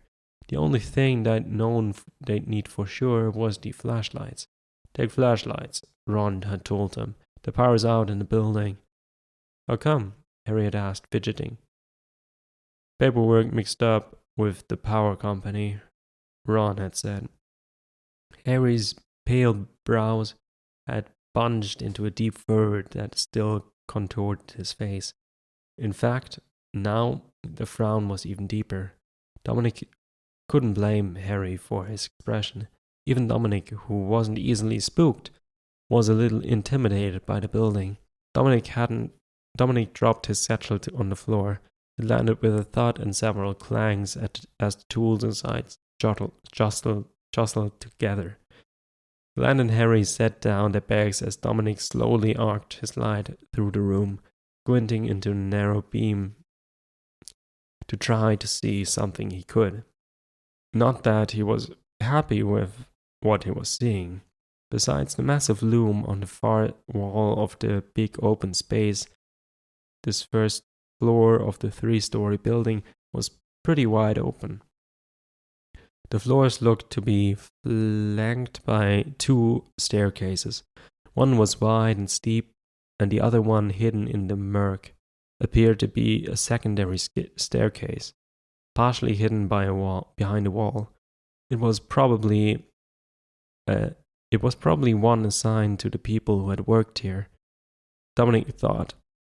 Throughout the open area, piles of lace lay in the limp, dirty tangles at the base of the several support pillars and against the exposed brick walls. To Dominic's left, a long work table was piled with wires and scrap metal that looked like robotic parts. A rolling stool sat near the table. Behind the table, a metal garment rack had held up a bunch of Fazbear character costumes. Dominic's flashlight glow picked out a brown Freddy Fazbear costume, a yellow chica costume, a Foxy costume, a Bonnie costume, and a couple bright pink and yellow-green court jester costumes. A visible layer of dust lay like a grey fuzz on all of the costumes. Just past the rows of costumes, a cot was set up. Its laying canvas sagged in the middle, as if someone heavy had used it regularly. Dominic took a step forward and directed his flashlight beam at the concave depression in the center of the cot. Something was nested there. What was it? It looked like a small, dingy, white animal. Dominic squinted. No, not an animal. It was just a bundle of lace. He laughed at himself for thinking he'd been looking at a tiger cub. Dominic turned and shined his flashlight on the other side of the room. I'm sorry, I'm messing up real bad here. There, he saw a bunch of gears and metal rods scattered over the floor. Near them, countless spools of old grungy thread were stacked on a warped wooden stand. "What's that over there?" Harry asked. His voice, never particularly deep, was a little higher and breathier than usual. Dominic shifted his direction of his flashlight so its illumination joined that of Harry's. The light reflected off something silvery, slanted. "Cool," Glenn said, redirecting his flashlight to aim at it in the same direction as the other two. It looks like a slide." "A slide?" Harry squeaked. Dominic, intrigued, walked forward past two of the pillars. He found himself at the base of the secondary stairs. They were, as he'd suspected, they would be plain and functional. They had, however, a feature he hadn't expected. Someone had attached a long metal slide to one of the walls of the staircase, so the stair threads were now only 18 or so inches wide. The slide covered the rest of the stairs width. It ran from a landing above, one now obscured by darkness, to the first level's concrete floor. A couple old lumpy mattresses covered the concrete at the base, as if to give a user of the slide a cushy place to land. But David wouldn't want to land there now. In the beam of the light, he could see one of the mattresses move. Something was inside it, probably a rat. Dominic turned away and aimed his flashlight someplace else. The light landed in a shallow pool of water, reflected off a ripple along the puddle's surface. What had made the water ripple? Just an air current? Or maybe something else? "What exactly is it we're supposed to do here?" Glenn asked. "I was hoping it would be obvious when we got here," Dominic said. "But so far," he shrugged, "your guess is as good as mine." Harry, with an uncharacteristic courage, walked over to the long work table. "Maybe we're supposed to finish Murray's project. Get them functional and get them out of here." "Could be," Dominic said. "But we should probably scope out the whole building before we jump to any conclusions. Could split up and explore more," Glenn said. "Split up?" Harry gasped. "It would speed things up," Glenn said. Harry shook his head so emphatically that his blonde curls bounced around him. He blinked pale blue eyes several times. Not for the first time, Dominic was struck by how young Harry looked. Dominic knew Harry was actually 3 years older than Dominic's 24 years, and he didn't look it. His pale, narrow chin covered with little more than peach fuzz. Harry's stature wasn't the only thing that was stunted. Harry's features, dominated by large round eyes, a small nose that was perpetually stuffed up, very boyish. So was his nature. His brain, however, was advanced. Harry was an electronics and robotics whiz. That was why Fazbear Entertainment had hired him, and that was why he was on this team. Dominic had an engineering background, but he wasn't any kind of wunderkind. Neither was Glenn. His expertise was also in engineering, and his hobby was woodworking, so he was pretty handy to have around. Dominic and Glenn had something else in common. They both looked older than their years. This was so for Dominic because of the premature gray in his thick, wavy dark hair, and also because of his dark features. In addition, his was the kind of facial hair that needed shaving again 4 hours later. Dominic was so big, Dominic was also big.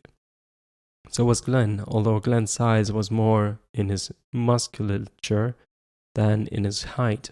Dominic was 6'4", Glenn was only 6 feet tall. I am not wandering around this place by myself, Harry said. Who knows what's even in here?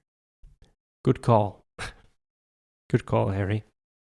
As if to punctuate his sentiment, a click and a faint scratching sound came from the opposite end of the first level. Dominic and his friends whipped their flashlight beams in that direction, just in time to watch a rat scurry out from behind the big loom-like machine. No way, Harry asked. I won't go anywhere alone in here. Glenn began. Dominic spoke over the top of him. That's fine, he said. Think we've seen what there is to see down here. That just leaves 2 more floors. Glenn, why don't you and Harry go up to the 3rd floor and check that out? I'll take the 2nd floor.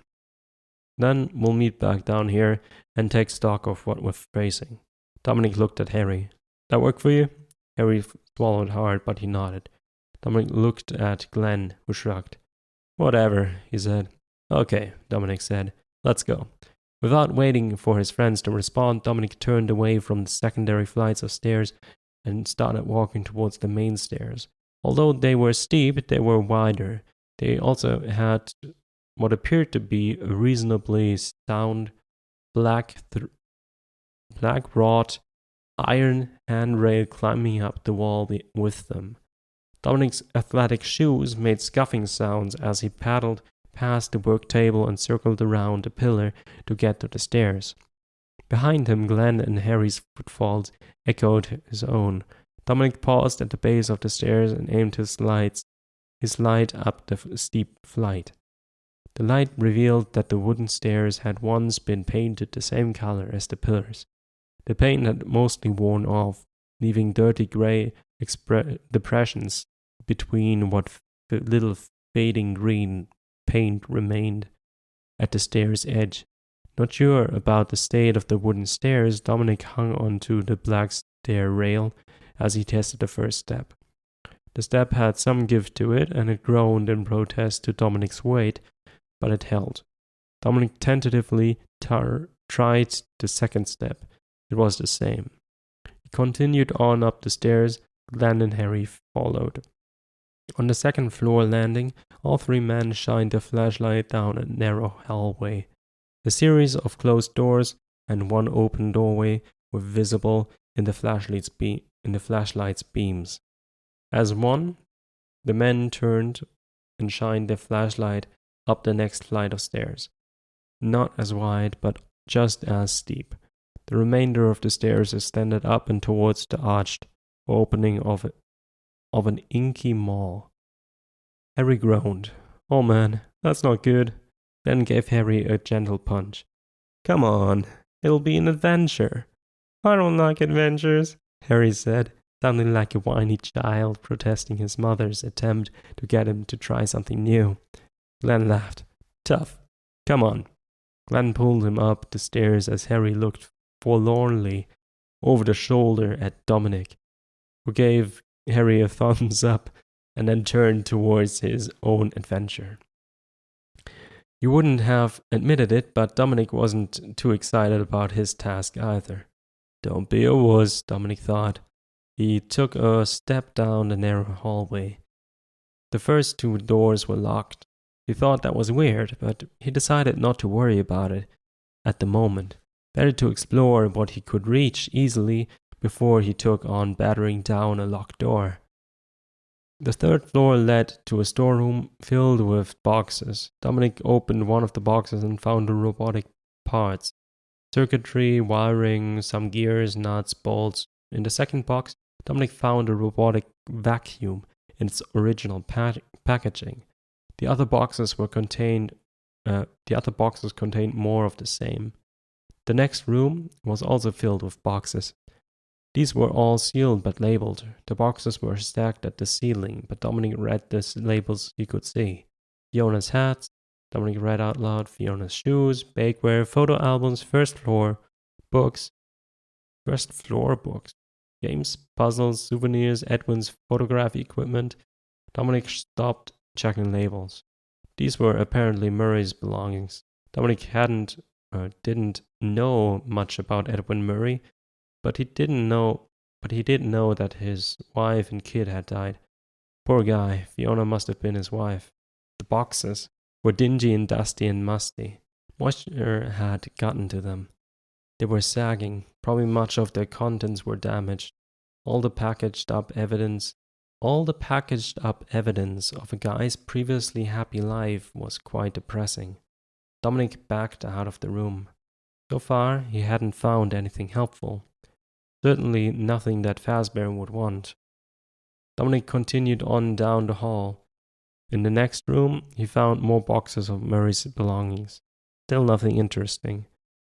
In the room after that, however, things changed. Given the glass half wall at the edge of the next room, Dominic entered. Concluded he was in one of the factory's old offices. This office, however, had been redone into a living space.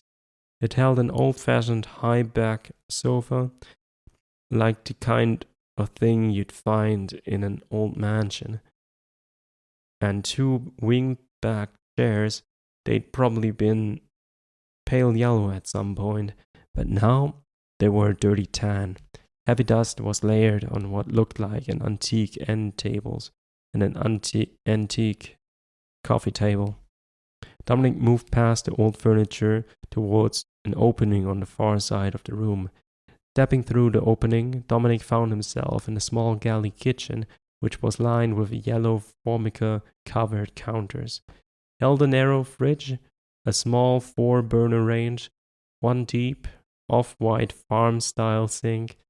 At the end of the kitchen, a 2-person table was flush against the wall under a boarded-up window. Dominic looked at the window. For the first time, he thought about all the boarded-up windows. He knew the building had been empty for months, but why were all the windows covered with nailed-into-place plywood, both inside and out? It wasn't like this was a dangerous part of town. It seemed a little weird. Dominic's nose twitched as he realized he was smelling rotting food, or something he hoped was rotting food.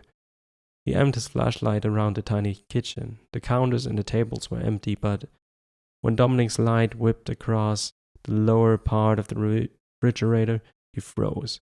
He peered at a large reddish-brown stain on the dirty light-brown linoleum floor near the fridge's vent. A stiff wire, partly silver and partly rust-colored, lay in the middle of the stain. Dominic took a step towards the fridge. At the same instant, a rat crept out from the narrow crack between the fridge and the end of the counter. "Later," Dominic muttered to himself. Dominic retraced his steps through the little living room and returned to the hallway. He poked his head through another door and shined his light around the tiny grey tile bathroom with a clawfoot tub. He continued on. The next room Dominic came to was a large bedroom that held a dresser, a couple nightstands, a double bed, and a single bed that had been styled into a pretty impressive-looking white tiger. Dominic smiled, but then his smile faded. This bed must have belonged to Murray's kid. That was just plain sad. Dominic looked past the bed to a closed door. He took a step towards the door, but then his flashlight beam flitted past a set of narrow shelves, piles of toys, and a row of children's picture books filled the shelves. Both toys and books were shrouded in dust. The books were limp, their spines blackened by mold. The building's moisture had taken its toll. Dominic started to step past the bookshelves. Then he spotted something on the shelves that didn't belong. Dominic walked around the end of the tiger bed, aimed his light next to a row of plastic cars. The light landed on a satchel, not unlike the ones Dominic, Glenn, and Harry had left on the first floor of the building. In fact, this satchel was identical to those. Given that Dominic's satchel and those of his friends were Fazbear Enterprises issued satchels, Dominic had to conclude that this one was too. Had there been another team assigned to handle things? Why hadn't the team finished their job? And why was the satchel still here? Dominic stepped forward and picked up the satchel. He sat down on the edge of the tiger bed and opened the leather case. Amid the expected tools, Dominic was taken aback when his flashlight beam landed on a small, battery-powered tape recorder. Curious, he picked it up and looked in through the recorder's little window. The cassette tape in the recorder was stopped in the middle. Dominic pressed rewind to see if the recorder's battery was still good. It was. The tape began spinning and returning to its start with a purring whir. When the tape was rewound, the recorder clicked off. The click felt unnaturally loud in the little room. Dominic shook off a shiver and shined his light around the room to be sure he was alone, which made him feel like a first-class fool. Shook off the heebie-jeebies that had suddenly set in for some reason he couldn't explain. He returned his attention to the recorder and pressed play. A shushing sound filled the room, followed by a crackle. Then a man's voice. "I can't believe that he sent us here the week before Christmas," the man said. He sounded young, probably about Dominic's age. "Joan wants to kill me. I don't blame her. We were supposed to decorate the tree with her nieces tonight. Instead, I'm trapped in here. What the hell is up with that?" Dominic stared at the recorder. Trapped? What did the guy mean by trapped? Surely nothing bad had happened, right? No. Think we should pry the boards off one of the windows, the voice in the recorder continued. But Terrence says if we do that, we'll get fired. We're supposed to clean up the mess in here, not make another one, he says. But seriously? We can't get out and go home to our families tonight. I don't get why the door locked behind us to begin with. Why would it lock from the outside? Okay. Dominic, his finger trembling ever so slightly, pressed the stop button on the recorder. He thought about the doors that had slammed shut behind him and his friends when they'd entered the building. He hadn't gone back to check the door. He just assumed they'd be able to get out when they were ready. What if they couldn't? A faint whir and a tapping sound came from the hallway. Dominic stiffened and shined his light towards the hallway. It was empty. So was the hallway behind it. He didn't hear anything else. Dominic shifted positions so he was facing the door. He pressed play on the recorder. A long sigh came from the recorder. Okay, so I might as well document what we've done so far. For the record, I'm not about to get fired over this project. It's weird, and it sucks. But we're doing our best. The sound of rattling papers came through the recorder, then a clear throat. Terence is the one who suggested we do what we've done, the voice on the recorder said. Because we weren't given real clear instructions on what to do, we were pretty much at a loss at first. I mean, we're in an eerie building filled with old stuff and even older stuff, and what are we supposed to do with it? Sort it? Catalog it? Terence says that because he's a tech guy and I'm an engineer, we're probably not expected to go through boxes. He figured we're here to finish the projects we found on the first level. So that's what we've been doing. We started a few hours ago. We worked until just past midnight. It's a good thing we have watches. With the windows all boarded up, we can't tell if it's night or day outside. I'm just glad we found that generator. Without it, we'd had to rely on our flashlights, and who knows how long they'd have lasted. Dominic stopped the recorder again. Generator? Dominic stood, taking the tape recorder with him. He left the small bedroom. He checked behind the door near the beds again. If there was a generator in this building, he wanted to find it, and he doubted it was in what he suspected was a closet. Dominic returned to the hall. The unmistakable sound of an engine powering up sent rumble through the building. The bare light bulb over Dominic's head came on. He looked up and grinned, enjoying the ongoing thrum of the motor. Len and Harry must have found the generator. Way to go, guys, Dominic said. He turned off his flashlight. Even though the overhead bulb wasn't doing much to push away the shadows in the hallway, Dominic could see well enough. He had a feeling he should conserve his batteries. Dominic looked up and down the hallway. He figured he should continue his search on this floor. Now that they had power, Len and Harry probably would do the same with the third floor. Dominic moved on down the hall towards the next closed door. As he neared it, the same rotting smell he noticed in the kitchen returned. This time, though, the smell was more pronounced. Dominic could tell what it was. He was smelling decaying flesh. Something nearby was definitely dead. A rat? Probably. Right? Dominic looked at the closet door. Did he really want to go in there? Did he? He exhaled and shrugged. He opened the door. A bit of the hallway light bulb's weak light slipped in through the open doorway. Dominic pushed the doors open wider, realizing that his shoulders were bunched up in anticipation of finding whatever was causing the foul odor.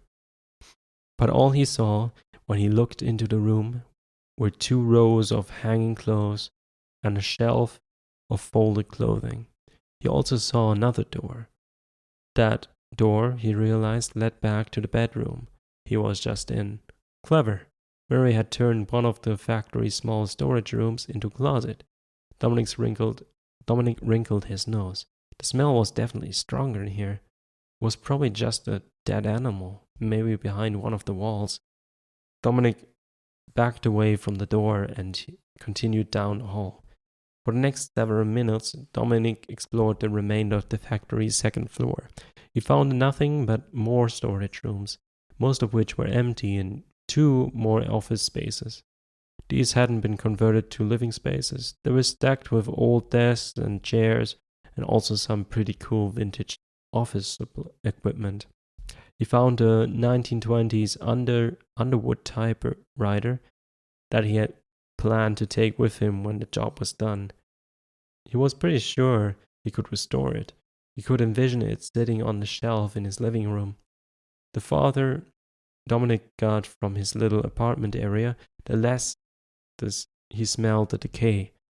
The rooms on the left, on the far end of the hall, smelled mildewy, but he didn't get a whiff of anything rotting.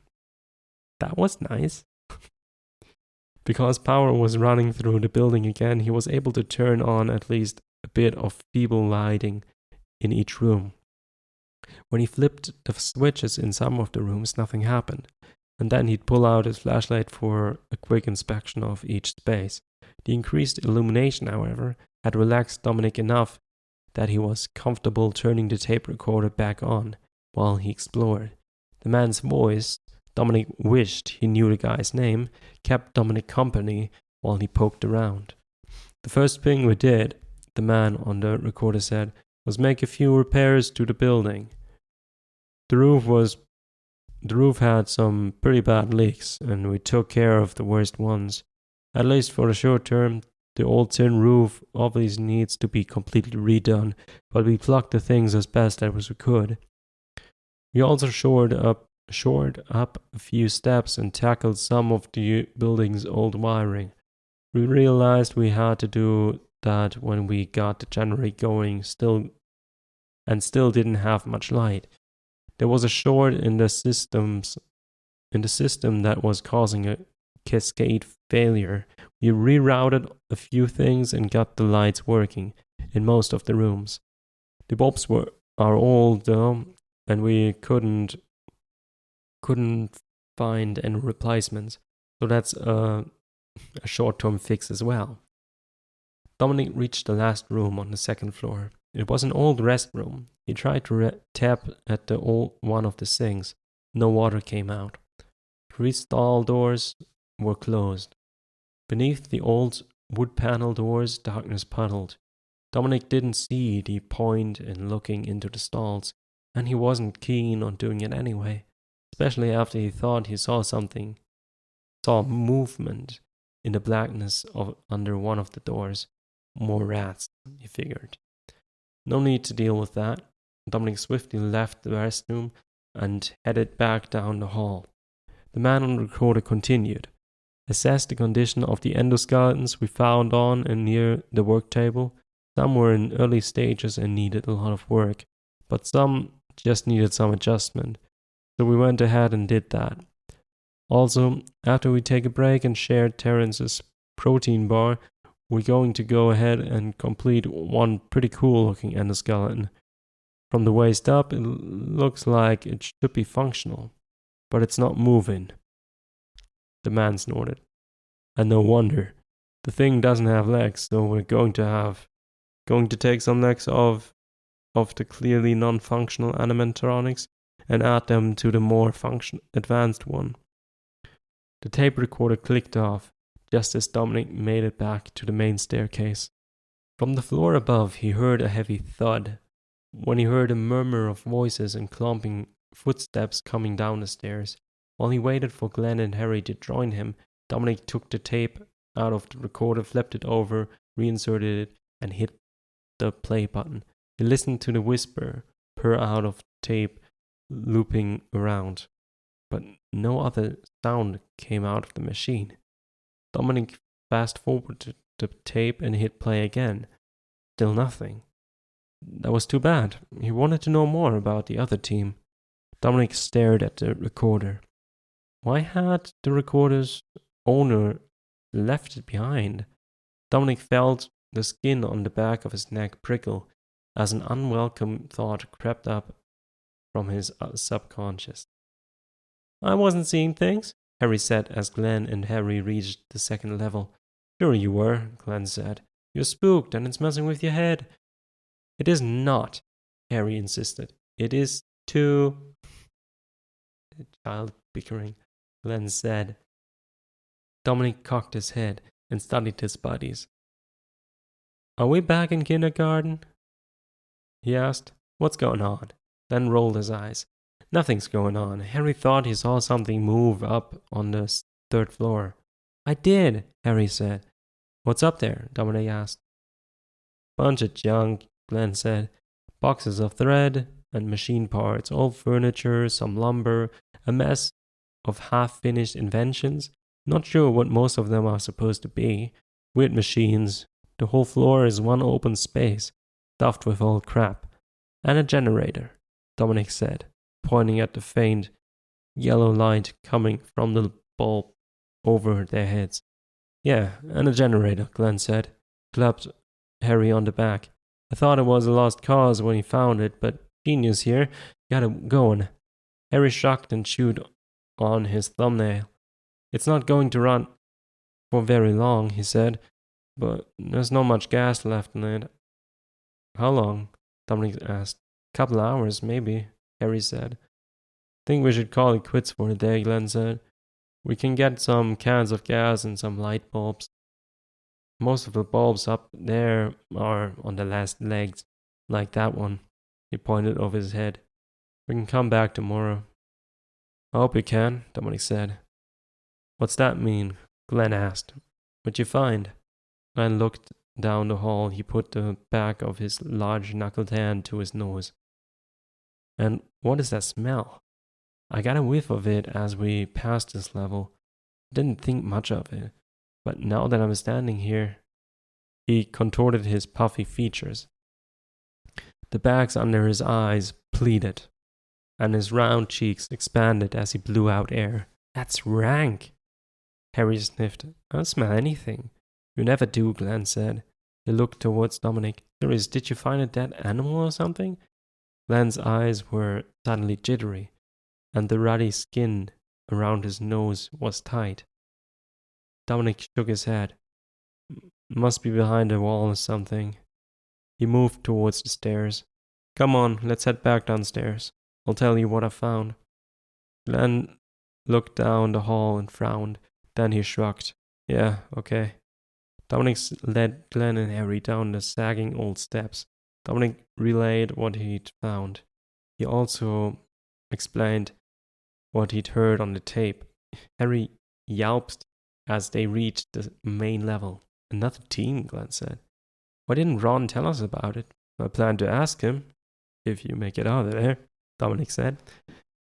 Together the three men strode past the main level's support pillars. Although they filled with darkened colors and relentless half-light, the factory's floor was at least now illuminated by the flickering bulbs in several dust-coated black metal warehouse pendant lights. The lights, rather than lowering the freak factor of the factory, added to it. The intermittent gleam accentuated the cavernous feel of the place. Dominic couldn't wait to leave. He and the others headed towards the closed double doors. There, however, they discovered that, like the other teams they too were stuck inside the building. Doors wouldn't open. There has to be another way out, Harry said, breathily, after they'd done everything they could think of to get the doors open. Why didn't we bring an axe or a chainsaw? Glenn asked, only half sarcastically. There has to be another way out, Harry repeated. But there wasn't. When they'd explored the main level before, Dominic and the others hadn't been looking for doors leading outside. Now, they did look for the doors. They found none. What kind of factory has just one set of doors? Glenn asked when they finished examining the parameter of the first level. I mean, that is weird. Usually you have like a loading bay, right? For trucks and whatnot. That is a good question, Dominic thought. He thought he could make out where two other doors used to be. Two door-sized sections of brick looked newer. They were redder instead of the more faded pink of the rest of the factory's walls. Did the mimic do some bricking up? Okay. Mimic learned a lot from David, I guess. Some basic bricklaying, mixing cement. Okay, sure. Dominic, Glenn, and Harry gathered next to the long work table. What now? Dominic asked. I don't suppose there was a balcony or fire escape on the third floor. Glenn shook his head. Nah, nothing there, but boarded up windows, just like down here. Harry let out a gasp. What? What? Glenn asked, obviously exacerbated. Harry lifted a shaky finger and pointed at the garment rack before the work table. Weren't there 2 court jester costumes when you first got here? Glenn frowned and looked towards the row of costumes. Who knows? It's not like we could see much with just our flashlights. Dominic studied the costumes. Instead of hiding in the shadows as they had been when Dominic had looked at them before, the costumes were illuminated by one of the hanging pendant lights. Dominic frowned. Had there been a second jester costume? He thought there had been, but there wasn't one now, since he and Glenn and Harry were the only ones in here. Dominic must have remembered wrong. There were 2, Harry whispered. I noticed stuff like that. Glenn and Dominic exchanged a look. Dominic noticed that a vein near Glenn's temple was pulsing visibly. Glenn cleared his throat. I hate to say this, but I think we need to go back up to the 2nd floor and figure out what's causing that smell. Dominic's chest tightened. Why? He asked. Although he knew the answer, Glenn shook his head. I've smelled something. Like that one other time, and, well, let's just say I'm not sure it's a dead animal up there. What do you mean? Harry asked. Dan ignored Harry. He looked at Dominic. Dominic thought about the stain in front of the refrigerator. I think you're right, he said to Glenn. Dominic pulled up the top of his t-shirt and breathed through it as he and Glenn stared at what they'd found inside the refrigerator. He tried to block out the disgusting sound of Harry vomiting on the linoleum behind him. The sour stench of Harry's stomach contents merged with the sickening sweet smell of decaying flesh. Glenn lifted a foot and used it to push the refrigerator door closed. He turned away and strode out of the kitchen. Harry, wiping his mouth, stumbled after Glenn. Dominic, his legs unsteady, followed the others. Why hadn't he opened the refrigerator door earlier? He'd seen the stain, but he'd known what it was. Even the mottled light of the flashlight's beam. He could recognize a bloodstain when he saw one. But he'd used the rat as an excuse not to listen to the little voice that had been nagging at him ever since he'd gotten his first whiff of the stench that permeated much of the factory's 2nd floor. Had he, on some strange level, known what was in the refrigerator? No. How could he have known? Dominic's mind replayed, in vivid detail, just what he had seen. As it did, his stomach heaved. He didn't begrudge Harry for throwing up. Dominic wondered if the man who'd been broken down and compressed into a meat pretzel, compacted dull before being crammed into the fridge, was the man who made the tape recording. Or was it Terence? Or maybe it was someone else. Whoever it was had been garroted so violently that he was nearly decapitated, when his limbs had been snapped and crimped so that his entire body could fit inside the fridge. Glenn stopped in the hallway and looked farther down the hall. He inhaled and closed his eyes. When he opened them again, he caught Dominic's gaze. You're thinking what I'm thinking, right? Dominic thought about how strong the smell was in the makeshift closet. He also thought about how many parts of the closet lay in darkness. How he hadn't bothered to check to see what it might hold. He nodded. Yeah. What? Harry asked. He clutched at his stomach. His face was white and taut. His legs wobbled. He started to sway. Glenn gave Harry an uncharacteristically gentle pat and helped Harry sit down on top of the staircase. You wait here. Harry didn't answer. Do you really want to split up at this point? Before, sure, you didn't know that something might be up, but now? Come on. Harry didn't answer. Now seated, he leaned over and put his hat between his knees. Glenn looked at Dominic. Dominic nodded. Follow me, he said. It took only seconds to reach the door that opened into the room Murray and his son had used as a closet. It took just another second to flip the light switch by the door. Why hadn't Dominic turned on the lights when he looked into the room earlier? Probably because of that, he thought, when he saw the body hanging among the clothing that was stored in the rod running along the back wall of the room. Oh man, Glenn breathed.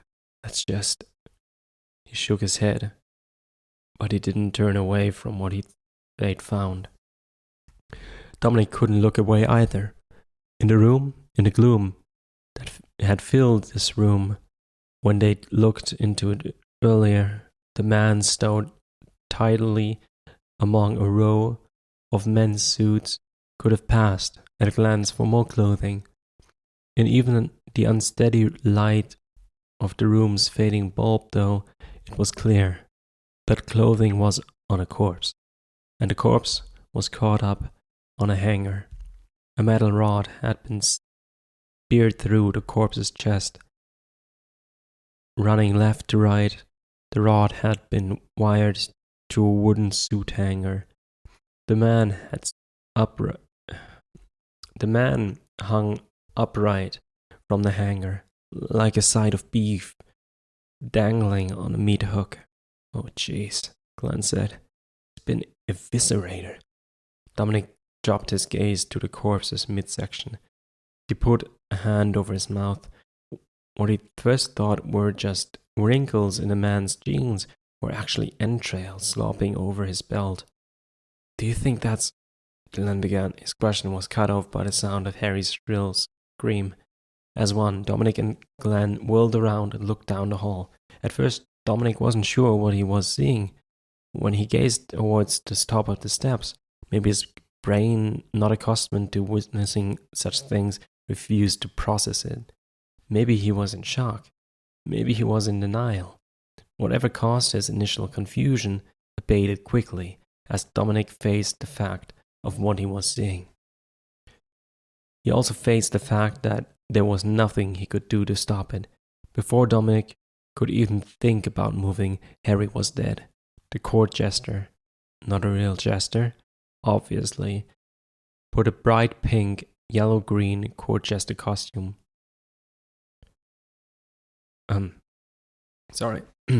The court jester, not a real court jester, obviously, but a bright pink, yellow-green court jester costume with a wide, leering grin, something in a grinning jester costume, was pulling Harry's brains out. Harry's brain out of the top of Harry's open skull. Harry was dead. Had to be. But it was still sitting upright, as whatever it was in jester costume scooped the grayish, beige, pulpy lump out of Harry's head, as if the jester wasn't a jester at all, but rather was a bear pulling honey from a beehive. Harry's lifeless torso collapsed, and his body tumbled forward onto the stairs with a thump. The jester, brain in the costume jester hand, turned and aimed his creepy, huge smile directly at Dominic. Dominic couldn't move. Glenn grabbed Dominic's arm. Come on, Glenn shouted. Dominic let Glenn drag him backwards along the hall. Dominic's legs were jelly. He was having trouble breathing, but he was able to stay with Glenn as Glenn rushed them down the hall towards the secondary flight of stairs. Dominic's head, which he realized was filled with a roaring scream, as if his shock was a waterfall thundering through his consciousness and wiped out any semblance of reason or functionality, managed to grasp onto a coherent thought. The slide, he remembered. They reached the slide just seconds after Harry's body landed on the main staircase threads.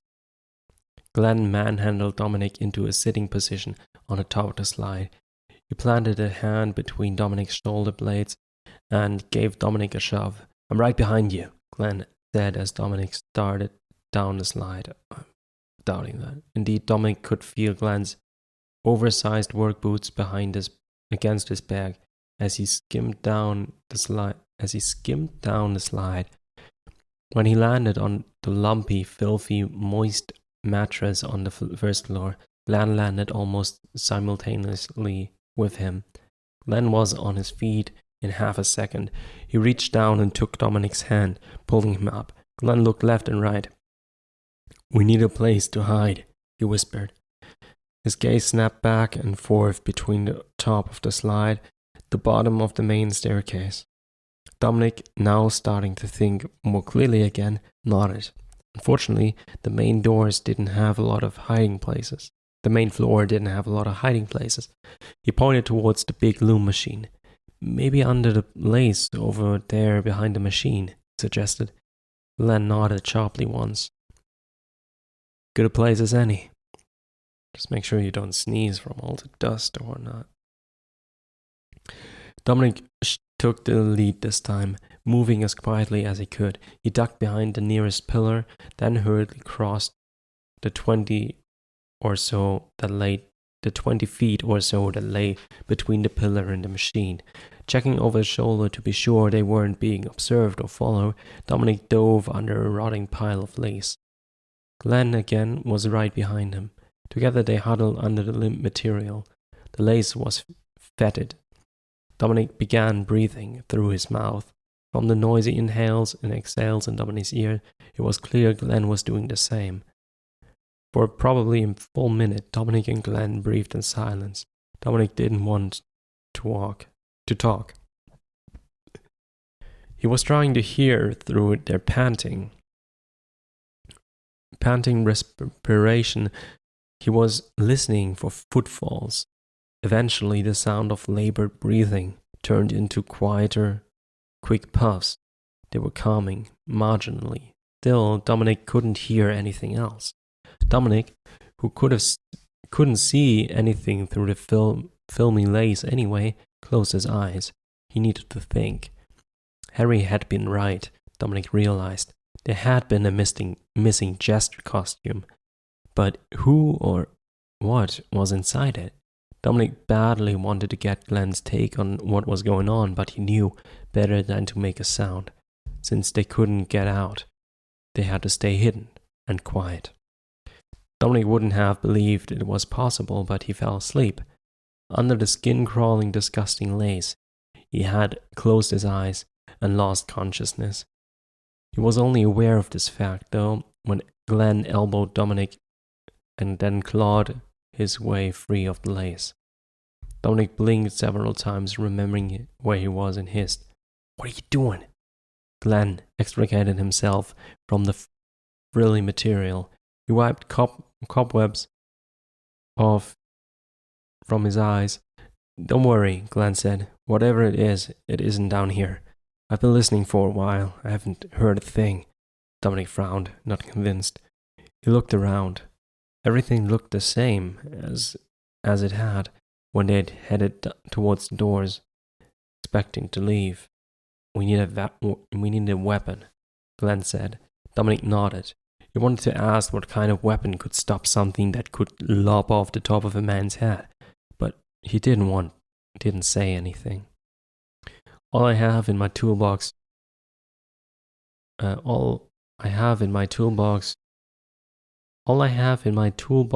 could work is a wire cutter, a wrench, and it's not a big one, Glenn said. "Anything in your box that could work?" Dominic shook his head. His tools were designed for intricate work, not for fighting off a serial killer. "Maybe on the work table," Glenn said. Dominic nodded again. It wasn't normal for Glenn to take charge, but Dominic was okay with it. He was out of his depth. Their heads wiggling constantly, alert for any signs of danger. Dominic and Glenn crossed the factory floors to the work table. They began searching the area for something they could use as a weapon. You realize what's going on, don't you? Glenn asked. Dominic frowned. Did he? Probably. But he kept silent. He waited for Glenn to put in his 2 cents. Fazbear Entertainment is trying to clean up that mess, Glenn said. Then send a team to do that. Team A, let's call them. They failed. Understatement, Dominic muttered.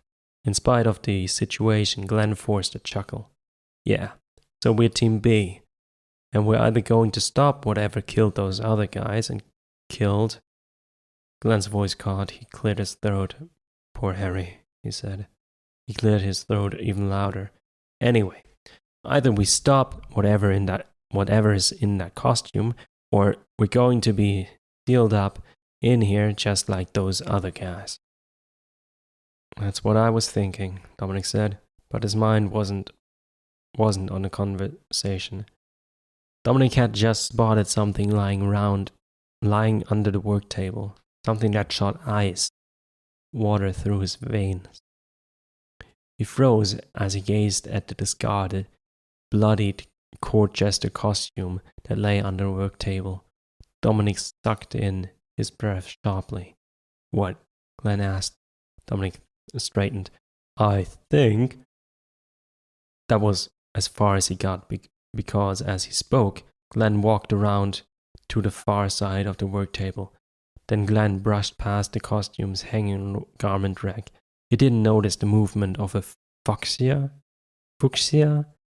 and white mushroom costume with gaping round dark eyes and an O-shaped cavernous mouth. Glenn! Dominic shouted. Look out! Glenn didn't bother to turn around and find out what Dominic had seen. Wisely, he just started to run. But it didn't make any difference. The mushroom man, or whatever was wearing the mushroom costume, had faster reflexes than Glenn did. Before Glenn could even take a step, the mushroom man's hand caught Glenn by the back of his shirt collar. Glenn flailed, but his efforts weren't enough. The mushroom man's other hand grasped the back of Glenn's brown leather belt. Then, in a motion so fast, Dominic could barely follow it, the mushroom man lifted Glenn off the ground and held him, belly down, back... Wait, what? Then, in a motion so fast, Dominic could barely follow it, the mushroom man lifted Glenn off the ground and held him, belly down, back up, for an instant before taking one long stride and ramming Glenn headfirst into the brick wall behind the garment rack. Whatever wore the mushroom man costume had superhuman strength. Glenn's head cracked against the brick wall and was instantly pulverized like a smashed melon. The crushed head, still attached to Glenn's spine, was driven into his neck, and then Glenn's shoulders accordioned into the wall. Glenn was shredded tissue and mangled bone from the rib cage up when the mushroom let go of Glenn's belt and dropped the corpse on the concrete. That was when Dominic's brains finally got a message to his feet. He turned and ran. Dominic burst onto the top level of the factory. He looked around wildly. The factory's third floor was like his grandmother's attic on steroids. Over 1,500 square feet or so of brick-walled, cement-floored, open space was crammed full of everything from basic cardboard boxes to wooden crates to old furniture to bolts of lace to stacks of character costumes similar to the ones on the first floor to mounds of unidentifiable machinery. Dominic felt like he'd walked into a musty, filthy flea market. Everything that stretched out before him was covered in dust and wilting from the moisture in the air. On the far side of the expanse, the generator grumbled and chucked. Even over that racket, though, Dominic could hear something nearby, probably another leak in the roof. Hopefully, Dominic couldn't see the generator from where he stood. Hopefully. There is a leak in the roof. Dominic couldn't see the generator from where he stood. He'd have to check it out, but for now it sounded steady enough, and he had more immediate issues. When Dominic had fled the murderous mushroom, he hadn't even thought about pausing on the second floor of the building. He knew by coming to the top level he was boxing himself in, but he also thought the level, given what Glenn had said, would have the best hiding spots. Dominic had no idea to get out of the building, had no way of getting out of the building, at least not that he could think of at the moment. He thought the only way he could survive was hide long enough for someone from Fazbear Entertainment to come in, look into the status of his team, although if he was being honest with himself, he wasn't sure if anyone would actually check. And if they did, it wouldn't be soon. Terrence and the unnamed man on tape recorder had been here for a month before, and clearly no one had come in here since then. Dominic had a candy bar in his satchel, but that was it. And if the other faucets were as dry as the one he checked, he had no water unless he counted whatever the dripping through the roof. Dominic wasn't going to last a month. But would he even survive long enough to have the chance to last? Dominic scanned the shadows on the stairway behind him. He was alone. But for how long? You could fight, Dominic muttered. Yeah, he thought, he could fight. He had to fight, trying to wait out whatever wore the costumes wasn't an option. Dominic, of course, understood that whatever he was up against wasn't something easily defeated, like a man in an animal suit. Whatever he was facing was much more than a mere man. It was a monster, probably a robotic monster, but not necessarily. No matter what it was, however, there had to be a way to stop it. Dominic looked at the jumble of machines. Maybe it was something he could use. For the next several minutes, Dominic sorted through the machinery available to him, frequently pausing to check that the stairwell was still empty. He discovered that he might have a chance to survive. The conglomeration of inventions stashed on this level of the factory was extensive, and because it was extensive, it contained nearly every motor part an engineer could hope to have on hand to build a monster-killing machine. Now, if only he had tools, and time, and more tools, I guess. Dominic looked down the staircase for the 100th time. It was still clear. No way was he going down to the first floor, but he might get away with a quick jaunt to the second floor. That's really risky. That's where the other guy's satchel had been. Dominic looked at the boxes and crates beyond the machinery. Maybe what he needed was already up here. Yeah, but how long would it take him to find it? No, he had to get the satchel on the second floor. Dominic steeled himself. He began to tiptoe down the stairs. His heart pounded the whole way, every nerve ending in his body on full alert. Dominic got to the second floor and began sidling down the hall. Every couple steps, he stopped and listened. Other than his own breathing and the continued drone of the generator, he heard nothing. The factory didn't even have the usual creaks and groans associated with old buildings. Other than the sound of the generator's motor, everything was preternaturally silent. Don't know that word. Rotating constantly, to be sure nothing snuck up on him, Dominic darted down the hall. He was about to dash into the apartment when his footsteps faltered. He stopped and turned to goggle at the top of the staircase. When Dominic had fled the first floor and ran to the third floor, he'd passed Harry's body on the second floor landing. Now, however, Harry's body was gone. In this place, the pink and white mushroom costume lay in a crumpled pile. The thing that was wearing the costume had been up here. Dominic's whole body went cold. What should he do? What could he do? He looked up and down the hall. Finally, he made a decision. Dominic dashed into the apartment's bedroom. Because he'd lost his flashlight long before Glenn was killed, Dominic had to flick on the bedroom lights to spot the satchel.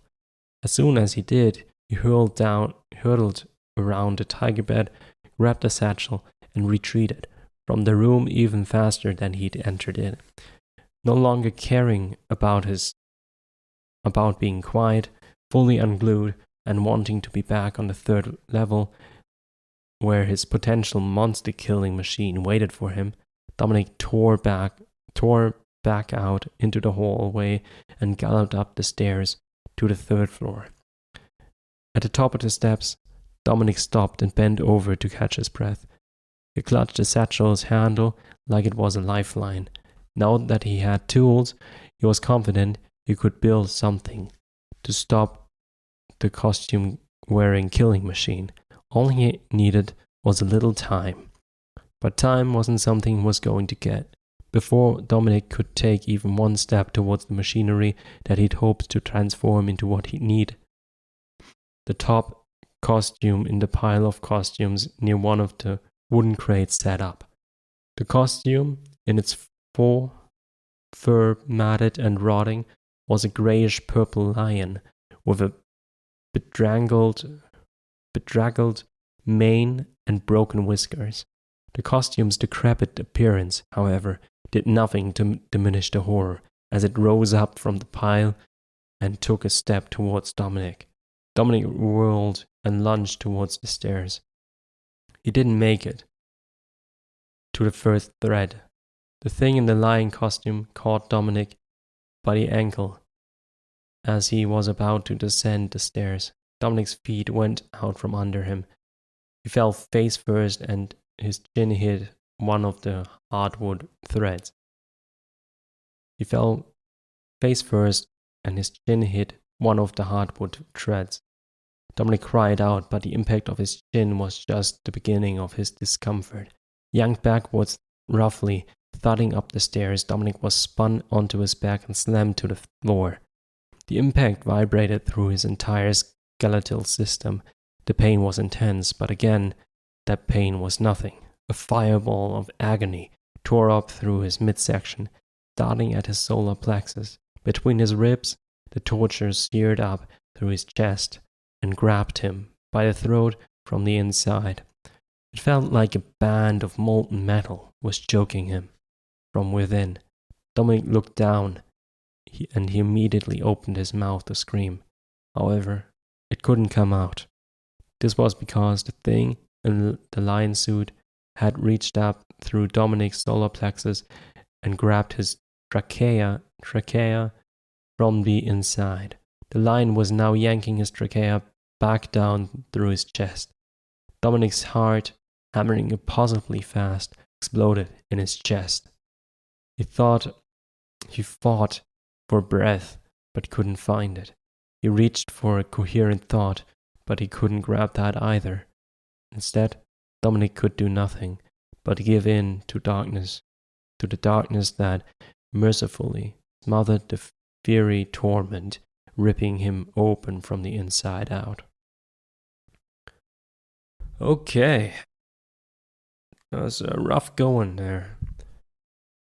I thought maybe this was the whole part with Dominic, Glenn, and Henry were part of the epilogue, but I guess not. I guess the epilogue is still to come. I'm not going to read that one now, but, it's kind of odd, this story. It's just kind of this... It doesn't have the same feel as the other stories, like Nexie or Drowning, right? The two stories in this book. Okay, so basically my thoughts on this stories are, on this story specifically, The Mimic, is that it's not actually a good story. Like compared to Drowning and to Nexie, they actually had plot points and Oh, is that fair to say? The mimic still had plot points, didn't it? I mean, building the mimic works fine. But then David dies, not because of mimic, of course, but because the factory is a shitty place to house a child. I don't know why the guy didn't just rent like a small house with a garage where he can do his work in. Then he could even lock the garage so David wouldn't come in and mess with his work, which apparently was a big problem. Like, and then the people at the kindergarten wouldn't complain about him because he's actually living in a normal house, right? And not in a fucking factory, which is insane. I don't know what he's thinking. Because the only place he's ever working at is a work table. You can fit a work table in a garage or in a cellar. I don't know. Anyway, that's nitpicking, I guess. It just bothers me that the guy's idea was like, oh yeah, I'll just live in a factory. Whatever. Of course, lots of lore relevance. The mimic also learns a whole lot of things, right? Like bricking up the wall at the back entrance or a second entrance, I don't know. And like locking the doors so they only are openable from the outside. Like, where did he learn that? I get that he probably was also watching Edwin while he was there when he was working, but I don't see how he could have learned that too. Or rather, why he didn't exhibit that behavior before, if he had learned it. So that's kind of weird, but I guess it's not bad and not terrible. I don't know. Right. My only thoughts there is that kind of doesn't make sense. But then again, it's been months since then, so maybe the mimic learned somewhere else. Maybe it opened YouTube and watched some videos on how to trap people in your factory. Yeah, that sounds plausible. I don't know. Anyway, next book, Tiger Rock. Pretty excited for that one. I'll probably read that one too. Probably. We'll see. Right. Bye.